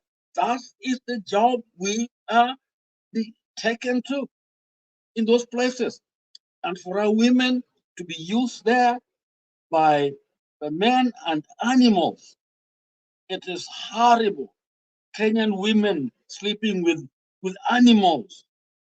And we still talk about taking our people out there. No, we must know what we are. We are not slaves. We got to declare that we are a free country. So all of you that see a need for no change, either you are sick in your head, something is wrong with you. We must fight for this. This country must be secured economically so that we can be able to grow. Bernard, back to you.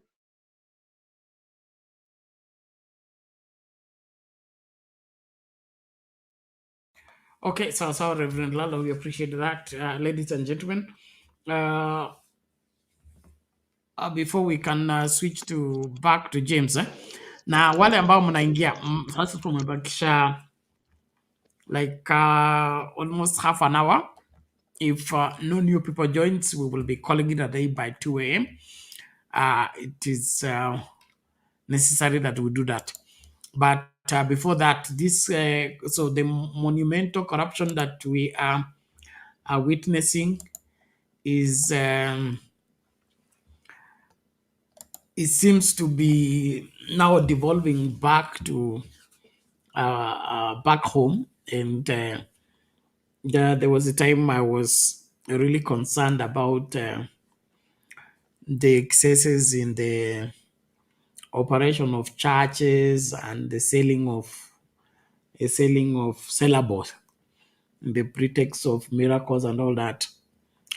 And so my really concern was not that the urban center is vested by most TV stations that are getting that done, only to go to the village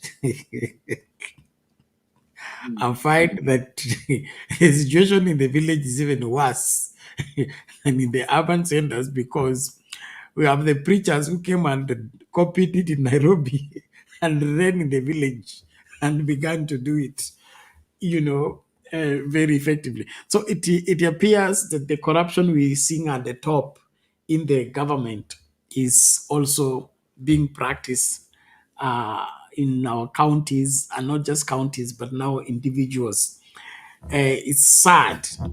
But let's just hear the insider in this matter with Moses Kuri about the dysfunctionality of the administration. And there is also a writing, I think was by Njuguna Ndungu, about the rot in the administration. So you may have that reader from, I think, the People newspaper. This country is very disheartening. So let's hear Moses Kuria first, and then we can look at the demonstrations in Eldoret about those who are frauded their hard-earned money. You predicted Raila Odinga working with President William Ruto before it even happened. Is this the scenario you envisioned during your prediction? Yes, this is one. Don't forget that in 2018, 22nd of February, before the handshake, I predicted Raila Odinga will work with Uhuru Kenyatta.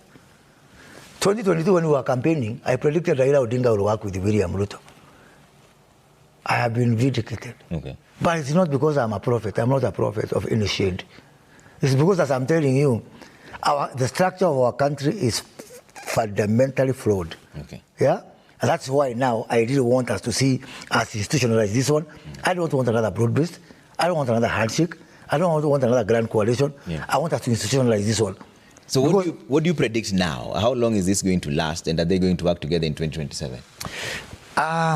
Two answers. One, Opalanya said something very interesting yesterday. He said if they don't listen, he will resign. I still think that is a very, very, very real prospect. Yeah? I really wouldn't count on the opposition people to see it through towards 2027. You think they will? I think they'll walk out at some point. Why? Because they'll walk out to prepare for 27. Is the system too flawed that they can't? No. They have got their interest for 2027. So I just hope that also, other than having their interest and wanting to, to get power in 2027, they will not forget that we can't play. This is not a laboratory. This is a real country. These are real issues. These are real lives of people. We cannot play ping pong. We cannot play, experimental politics on a country. Yeah. We cannot. So I really hope they do stay. Yeah. But you don't think they will? Let's say it's 50-50. Okay. It's 50-50, and of course, so many things will happen. Yeah. I think that is why I just don't want us to now get lost in personalities, in parties with here and there. That's why I'm really committed to this issue of constitutional reform. So how soon do you think this referendum should come by? I think it will come sooner than later. Okay. Because we can't consume the goodwill. We can't sit on the deposit. Okay. And that's something, the reason I visited Baba last week was to agree that we can't sit on this deposit for so long. So are you already crafting something? Oh, of course. Me personally, I'm working on something.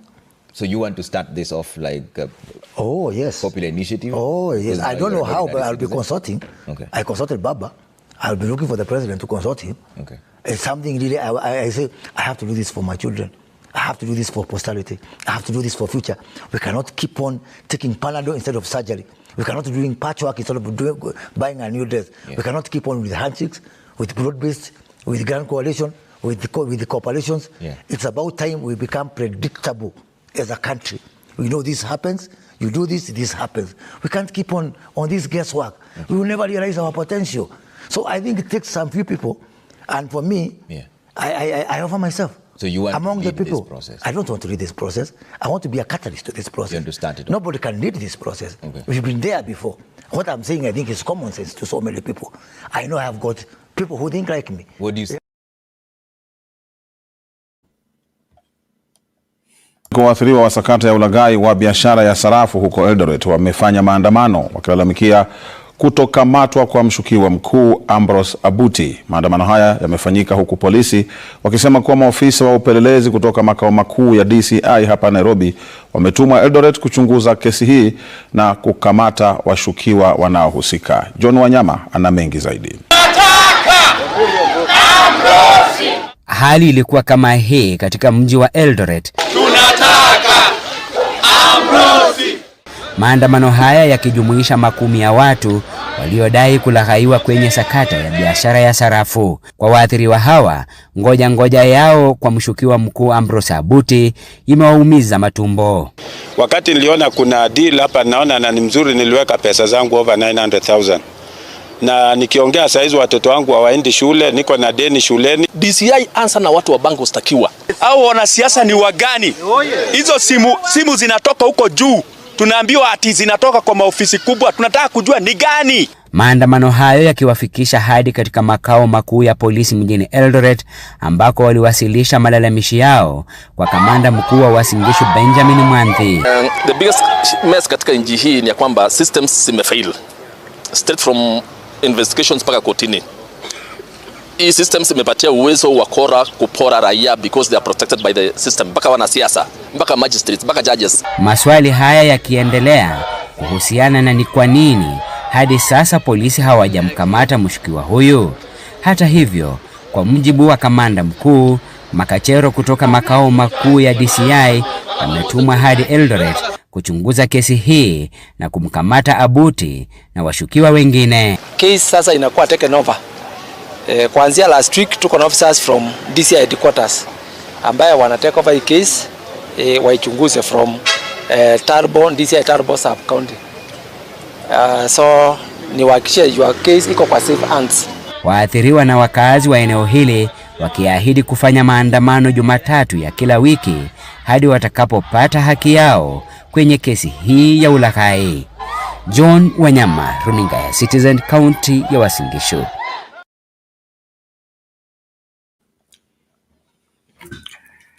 Mambo ni kama hivyo Eldoret. Bwana Nduati.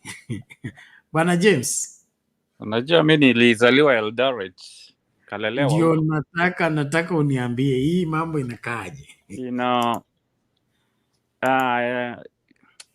Unajua ukiangalia kwa maisha, ukiangalia kwanza the last person mwenye ameongea akisema polisi maskini. Unajua polisi Kenya mimi sionagi kama ni polisi. Ni maskini ana protect maskini. Maskini ana investigate on behalf of maskini. Huyo maskini atakupea justice ngapi? Si atanunuliwa. You know, Kenya is a country where we have created a lot of frustration and it has made a lot of people vulnerable. It's in a way where leaders have created all these economical frustrations. Now when they sell you jobs to Saudi Arabia, utapanda ndege. Kwanza number one, hiyo ni upgrade. You think it's your way out of this country, only to find out all the money you send him back home, they'll be siphoning and because it's part of Kenya's revenue and it's what they are stealing ikienda kwa projects. So at the end of the day, we are creating environments and atmosphere where people are very economically frustrated.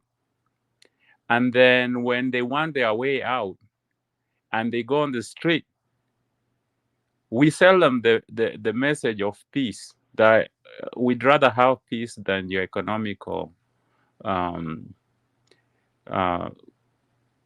redemption, where Moses Kure is saying that is fraud. Itakuwa ni handshake every time. We create environment deliberately to open up avenues for fraud, kuibia wananchi. You know, I think tumepigania amani sana mpaka kwa nchi tunakuwaga, we live in a fear that if we are not peaceful, we cannot like if we go out on the street, we can't go out there peacefully, and if we are not peacefully, we cannot live together. And that's why unakuta watu, each and every regime imekuwa ni regime ya handshake. Hiyo ni one of my observations. So you feel like all this freedom of expression, freedom of liberation, they are selling it back to us, and it's no longer free. Because anytime we want to go out there and express, we are being told, hey, hold up, you're going to mess up the peace. Because the president won't want to listen. So sit back as I talk to the president. Meanwhile, endelea na frustration yako. So Kenya, it's true, Moses is saying, it's a fraudulent environment. Issue ya hawa vijana wananchi wa Eldoret, even the first one wenye walikuwa frauded, they had money for tuitions ya kutoka kwenda nje. You know, mi Bernard, kuna a lot of Kenyans wamenipigia, mi niko US, wakiniambia there is a deal ya biashara fulani, kuna tenda fulani, kuna hii fulani. You know me, I don't buy it, because at the end of the day, I don't need that money, you know? And when you listen to towards the entire deal, unasema huu mtu alitoa hii tenda yote kama si vitu za magendo na corruption, enye itanirusha. And because they know me neza rushwa na ni pengine nisilie na tena siko Kenya kumfuatilia. So me, the best way is always to back out and say, okay, thank you for the opportunity, but I'll skip. But you know, in Kenya, our citizens, our brothers and sisters, they are in a very bad dilemma where, number one, they have been made naive, they have been frustrated economically, and now they are vulnerable. Unakuta hata mtu mwenye alichukua hiyo, we'll sema 700, alienda kachukua kwa bank kama aliuza shamba. That is a fraud in general that not only the leaders, but Now the Kenyan, even the business system, the justice system, is taking advantage, because if everybody is so willing to get out of their economical situation, they will do anything, and that's where they don't think, they don't analyze. Is this a validated? Is this a valid and something that has been proven to be viable business, kama hiyo ya madini, you know? And it comes back to also, religion. You see, in Africa, Jana I was in church, and every other Sunday my daughter calls me, knocks at my door and says, "Dad, we're going to church. There's no sleeping in." But here we go to church not for the message of hope, because everything is working. So when we go, we see God as God, who God is. But I can imagine in a situation where ulikuwa nasema Bernard, unatoka Nairobi unaingia in the rural, unakuta that message is amplified there more than Nairobi, because they don't see anything. They see God, and that's the end of wameuziwa Mungu as their only hope. So I think it's true. We need to liberate ourselves as citizens, and if we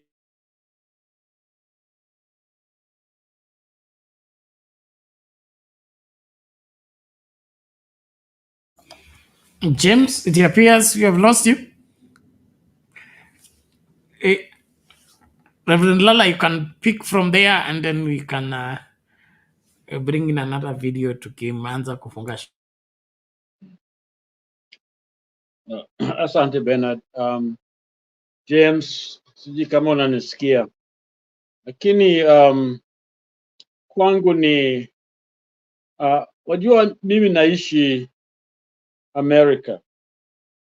Nilipoingia kama mwanafunzi many years ago, I had a job in a cafeteria, a college kitchen, and my job was to dispose of food that was not used.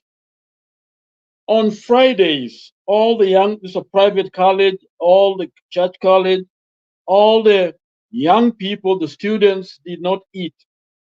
So we would have dispose of crates and trays and so much food, and I would feel so bad because I knew there was somebody, back home, back in Kenya, that was hungry for just a meal, eat once a day. And here, these are food that are made. This is a first-class restaurant. As a matter of fact, the one who was in charge of that restaurant had come from Kenya, Indian, who was running that restaurant, and is the one running restaurant in Disney World. Okay, so you can imagine the kind of meal that was there, which I was part of the team to get rid of this food. I would feel so bad. And this is many years ago. Okay, and my hope is that at one point, because I was literally, I was nilikuwa nasikia kama I'd be pressed, okay, good knowing that people can throw food while others need it, okay, and my desire had always been that Kenya gets a government that would alleviate the poverty and help the needs of our people, respond to the felt need. And so when the fight for new constitution, I was on the forefront. I may not have done much, but praying and hoping and demonstrating in every way possible to make sure that my nation get what it entitled to, and that is good governance. Okay? And now looking at many years, when I was a student, and to now, and looking back, is as if very little, even the gain, is being lost. When people are abducted, when people are poor, I come in, people are poor. Yes, we have skyscrapers and few billionaires and millionaires, yet the majority are down, down, down, down. With a constitution that was meant to help get them out of that depraved place. Okay? But it's as if nothing is frozen. In fact, all the gains are being lost with a government that doesn't really respond to the need of the people. And so the very problem I saw when I first came in, about 30, almost 40 years ago to the United States, is the very thing that I'm seeing at the moment when the government itself is part of the oppressive system. And I say this, where we are is almost where the colonialists left us. In fact, they were much better because the colonialists, when it comes to employment, they didn't care where you came from. In terms of mixture, face of Kenya, they were there. Of course, they had their own failures. So where we are is bad. It's a system that we must fight and get rid of and change things. There's no doubt about it. Yes, we have some few issues here and there because people are greedy, people are tribalistic, some people don't want to change. So they are fighting hard. But it's so sad that even some people that I thought were better can't see the problem. It's because they are given something little and they don't care about us anymore.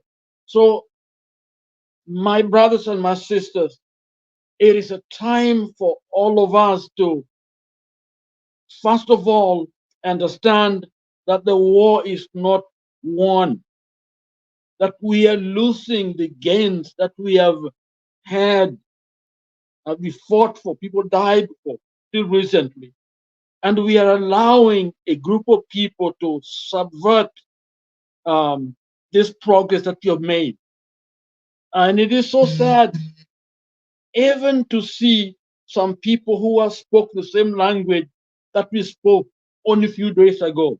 Now they are changing because of things they don't understand. But brave people will fight. They'll fight. Tactics and techniques can be adopted are different. As a matter of fact, wars that are won are not won because we have got guns and machine guns and all that, but they're won by intelligence. Intelligence. Those who can go in the enemy's camp and cause havoc within those camps. And so I pray that we have some people in the system, whether they are the ones that are gone in, those who are in there. We want you to fight in there because we have seen some wars that have been won that way. Kanu was impossible to break. Kanu was supposed to, like a mugumu tree, as I think Kibaki stated that. Nobody could ever think of Kanu breaking. But what happened? It took people that went on the inside. Baba and his team went on the inside. And so I hope that none of us will change. If you go on the inside, do your job. You want to know the debt we owe, okay? You want to know who has stolen what and who has stuck money where? We want to know because these are the people that are killing us. They're the ones that don't want things to change. When you see people being abducted, it means they are a stronghold on the inside. There are people on the inside doing it. And sometimes they may be sponsoring you out here to fight amongst each other so that they can keep on doing what they are doing. Be wise. Let us all be wise. When you hear something, step back, reflect on it before calling people names and abusing people. We are in this together. Let's do it together. If your heart is right, let's do it together because there are going to be some drawbacks. But we must keep the fight going. Just as my analogy. I came to the States and remembering home where it come from. Sometimes food was you eat once a day. That was great. And many families, that's how they live. They can't afford hospitals. And even after 30 years, the same thing. I'd gone to Kenya, to a community not far from where I come from. When there is a lot of rain, no ambulance, no transportation, nothing can take a sick person to the hospital. There are cases where they use wheelbarrows to wheel a mother, a pregnant mother, to get out and maybe be able to go to the hospital. Their need.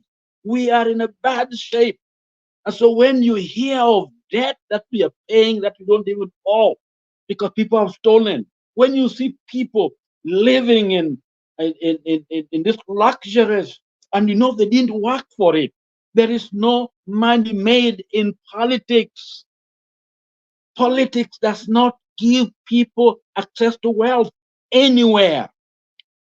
In fact, people leave politics to make money. In the US, that's what they do. They don't make money, they don't become rich in politics. They only get rich after they leave politics. They go back to the private sector. But when you see helicopters, people running all these things, this is where the money we are paying for in the name of debt is going to. These are thugs. These are looters. These are people that are basically mortgaging all of us. We are enslaved by them. So it's a time for us to be together, fight this together, seek truth. Let's know what's going on in Treasury over the years. Let's correct the problem. Let's not look at each other in terms of a tribe. Let's look at each other as Kenyans. And then we can fight this. Let's organize ourselves because Ruto is benefiting by the fact that we are divided, that we don't even see what's going on, whether people are on the inside or outside. We must be able to step back and look at what is going on with eyes that need to know and learn. Then we can make it. So as I go back to take it back to Bernard, Kenyans, let not lose the sight of why we've come this far.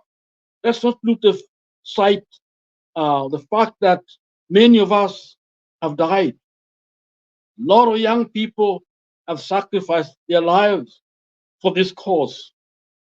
To have a government that will meet the needs of Kenyans. No angels will come and deliver food. No country will come to redeem us and save us. This lifestyle we have adopted to ourselves where we are always borrowing, going out to IMF and the World Bank and other to give us the bigger debt that we owe is outside organization. We are borrowing. In other words, we cannot live within our means. It's as if we are primarily slaves. We want to change that. And you are the one who can help us change this if you listen to truth, not lies, not being bought. We've heard of people like talk about Wanjigi, or Wanjigi now is getting it. Wanjigi made money. This. It's not about Wanjigi. It's about the constitution. If Wanjigi has done something wrong, they will follow up. Right now, it's about that which is right. We need a referee that will follow the rules, not somebody who is doesn't care about the rules. You laugh at Wanjigi, next time it is you. You laugh at somebody else as opposed to you. So let us save our nation. Let's save Kenya because it's worth saving. Because if we don't, then you'll keep on going to Saudi Arabia. Look, our people are quite malnourished. And you know what? The sad thing is how far we have come. If we don't save our country, the amount of anger, Frustration and fear is a security risk for you in your home and in your community. These people will not go back to that poverty and just forget. They will begin to express it somewhere. And you are the closest person. So don't rejoice. Just maybe you've got something, or your friend is somewhere. Only rejoice that we are following God, we are following the Constitution. We are Kenyans, we care for each other, we value each other, we work with each other.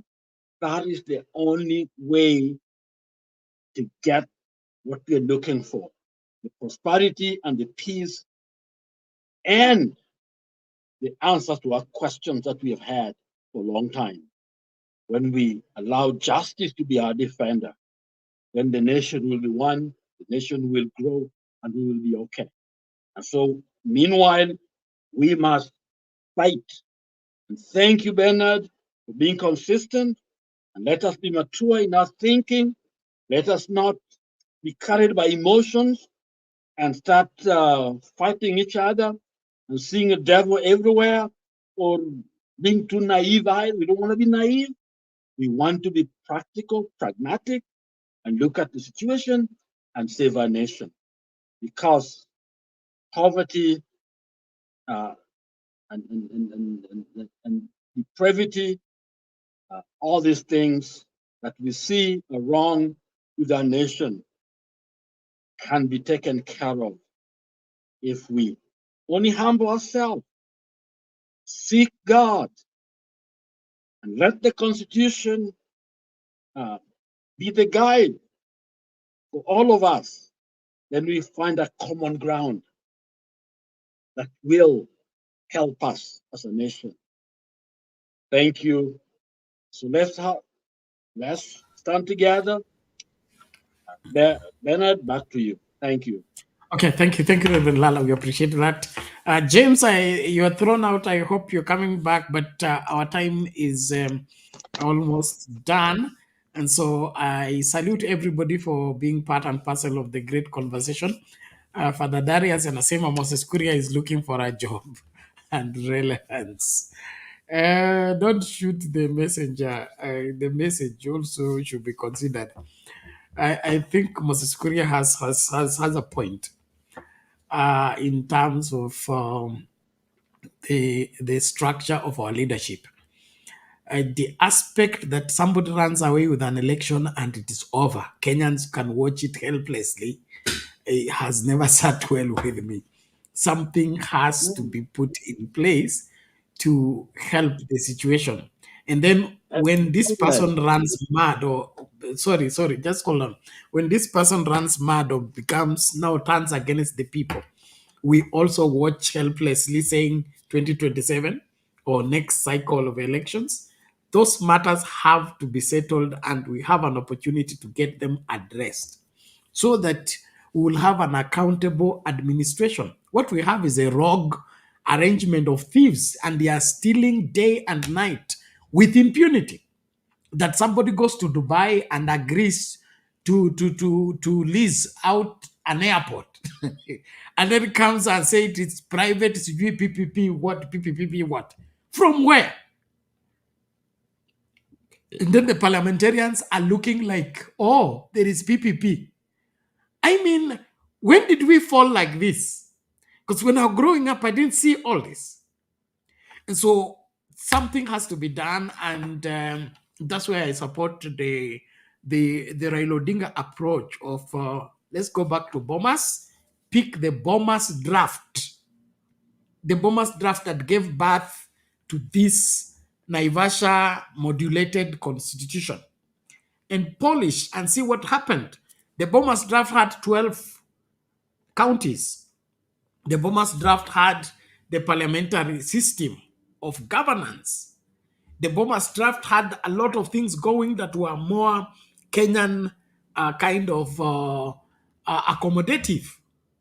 But this one, because it was time and it needed to pass, it has been experimented over for over 10 years. You have seen its fault. Time has come for it to be fixed and not for it to be a prolonged thing. Let it not be something somebody will use for elections like Mo used to do. A promise and promise a new constitution, set up the commission. Then when the commission is about to deliver, you will cancel it because you want to use it for the next elections. This is something that can be done within a short time and be concluded because it was much done. It was only waiting for some small adjustments here and there. So I think we need to have a predictable, well-structured leadership. Right now, we don't have anybody running away with an election helps Kenyans helpless. And everybody claims it is Chebukati that said. IEBC has said. IEBC is final. A Supreme Court is final. And all of it leave the rest of Kenyans kwamata. I support. We need to discuss this seriously. But that doesn't say 2.2 billion disappear. Of course, now. That is why we need this thing to be looked at, including the corruption syndicate. In fact, that corruption thing is really paining me that we have a country that is so rich that people can run away with trillions of money and we still continue to survive. I mean, we have to wake up as a people and speak up as we should.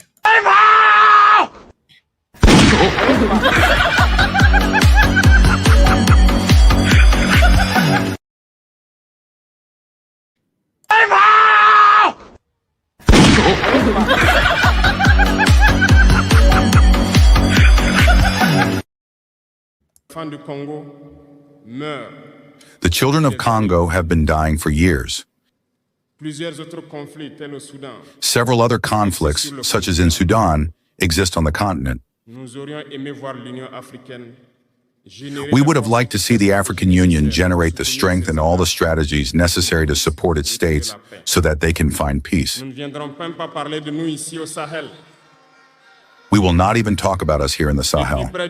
For nearly 10 years, the Sahel has been the scene of international terrorism. But we see no support from these organizations to find a solution to this problem.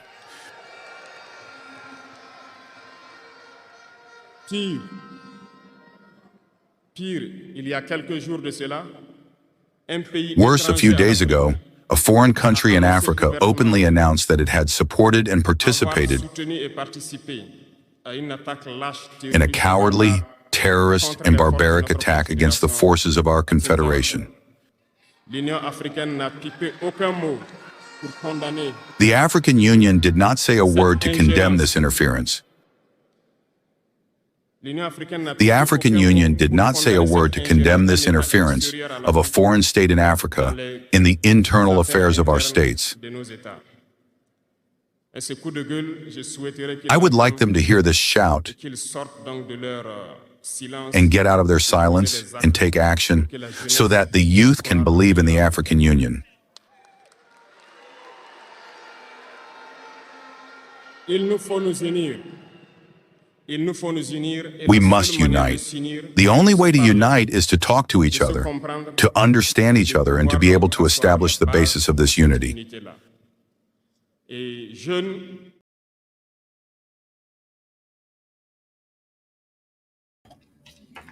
Okay, there you go, ladies and gentlemen. As we look at emancipating our country, there are examples for us to follow. People who have a conviction about their country and fixing what went wrong with the long suffering Kenyans or suffering Africans. In my opinion, we have a lot going for us that if we only took responsibility and placed responsible people in the leadership position, we will get this country working. Unfortunately or fortunately, we choose to be sycophants or tribal, whatever, supporters at the expense of our own country. So let's work hard towards this. I want to encourage us to keep engaging, even as we begin to call it a day. And I want to appreciate everyone for participating into the show. I encourage us to keep sharing the video, and then of course we will be here to ensure that we keep this conversation running. I want to appreciate those of you that are sending their support for the running of the channel. We really salute each one of you, and you make a difference. But more than that, let's stand up for this country. Let's fight for this country. Let's make this country work for our children and for our children's children. Don't relent. Don't allow the political confusion to confuse you. Keep your eyes on the ball. Remain resolute that we can make Kenya better. And Kenya can be better for all Kenyans. Don't accept the fact that there is nothing that can be done, that everything has been cast into stone, that William Ruto has to go up to 2032. It is over. It is over. Don't buy into that lie. It is not there. We can change this country as soon as tomorrow if we all came together and said, no, this cannot continue anymore.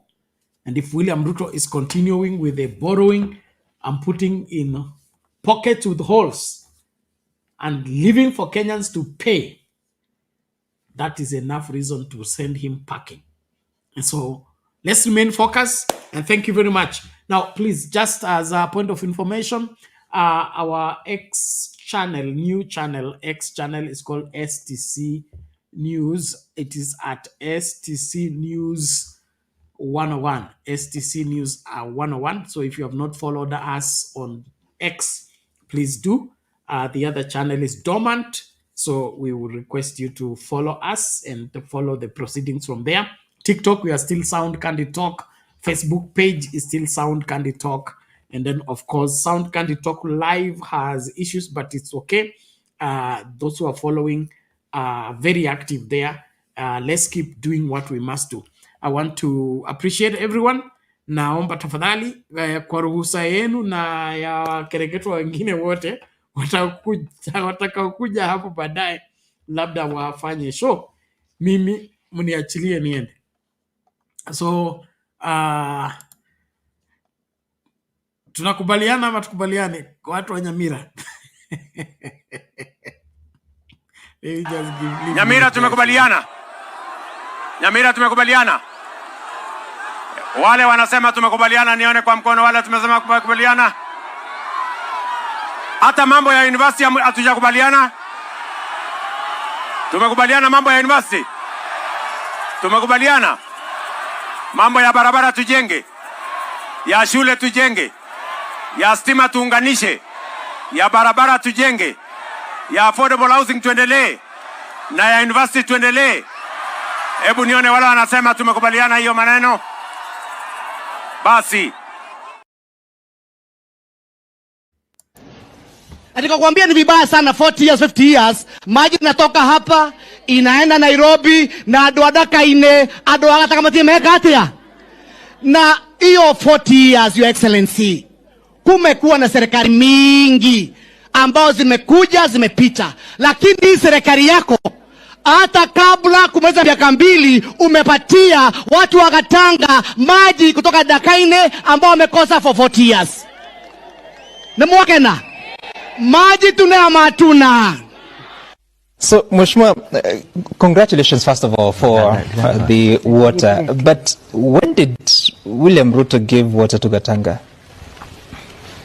Now, Dakaine Dam, maybe just to fresh a memory, was built in early 80s. It was a World Bank funded project to provide Nairobi with water. Nairobi with water, and I think in the eyes and in the mind of the World Bank then, Nairobi was supposed to be an island, and the rest was supposed to be non-inhabited land, and therefore the design of the Dakaine Dam was purely meant to serve Nairobi. Now, water is a natural resource, and you find that before even that natural resource is benefits other people, the local people need to benefit. So remember again, where did you get the resources to not distribute the water? That's what I'm asking. in terms of, I'm getting your question. So now there is water for There is locals. Yes, I was trying to explain. What has happened? Yes, I will explain. Yeah. I said the system was taking the water directly to Nairobi without an outlet to the local community. Now, what you have done is to lobby and push for local community to be provided water as a big pipe transverses the entire Gatanga going all the way to Nairobi. We have been able to get outlets from different areas to serve the larger part of Gatanga constituency. Actually, we've been given 10,000 cubic liters per day. That's about 1 million liters. Is a lot. Given by who? By the water. You see, the agent which manages the entire system is the Water Works. So whose decision was that? It's a government decision, the ministry decision. It cuts across from the ministry all the way down, all the way down to the agency. Were there resources required? To be very honest, absolutely none, because the water reticulation in the constituency was already there. The problem is that there was no water flowing in that system, and that's why the 10 million liters has been able to be injected in the existing system, which was not. How is that the role of the president? This is an executive and a political decision, and that's why I said, if since 1980s, the succession government, knowing very well that Gatanga people do not have water, and in 2 years, we've been able to push the policy, we've been able to push the administration to ensure that the Gatanga have water, then, and of course, it's the blessing of the president. That some of these things do not happen just like that. And by the way, some public matters, let me explain to you, there is no silver bullet. There's no button somewhere, especially when it comes to public matters. And that's why we like to be able to push some of these. Mheshimiwa, I wanted to know because there's a lot of attribution of very many things. The other day I had a member of parliament thanking the president for a bursary given to some learners there. Yet that's the resources of the taxpayers allocated by the House, not necessarily by the president. But anyway, that's what I'm here. We're out of time, Senator. Especially on the issue of water. You can thank anybody for anything. You can even thank you for inviting me over here. It's not yours. So, and I think that's the last one, that you can thank anyone for anything. Senator Ledamo Lekina, thank you so much. Mheshimiwa Edward Muriu, Dr. Abraham Rugo, and Diana Gishengwa for making time for us of this conversation. That's our time. Up next is Matters Sporty Monday. Stay tuned. My name is Sam Gituko. We'll see you again tomorrow.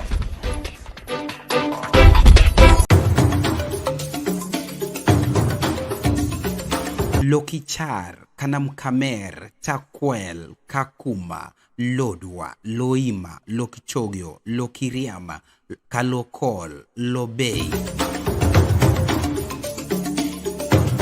Turkana is watching.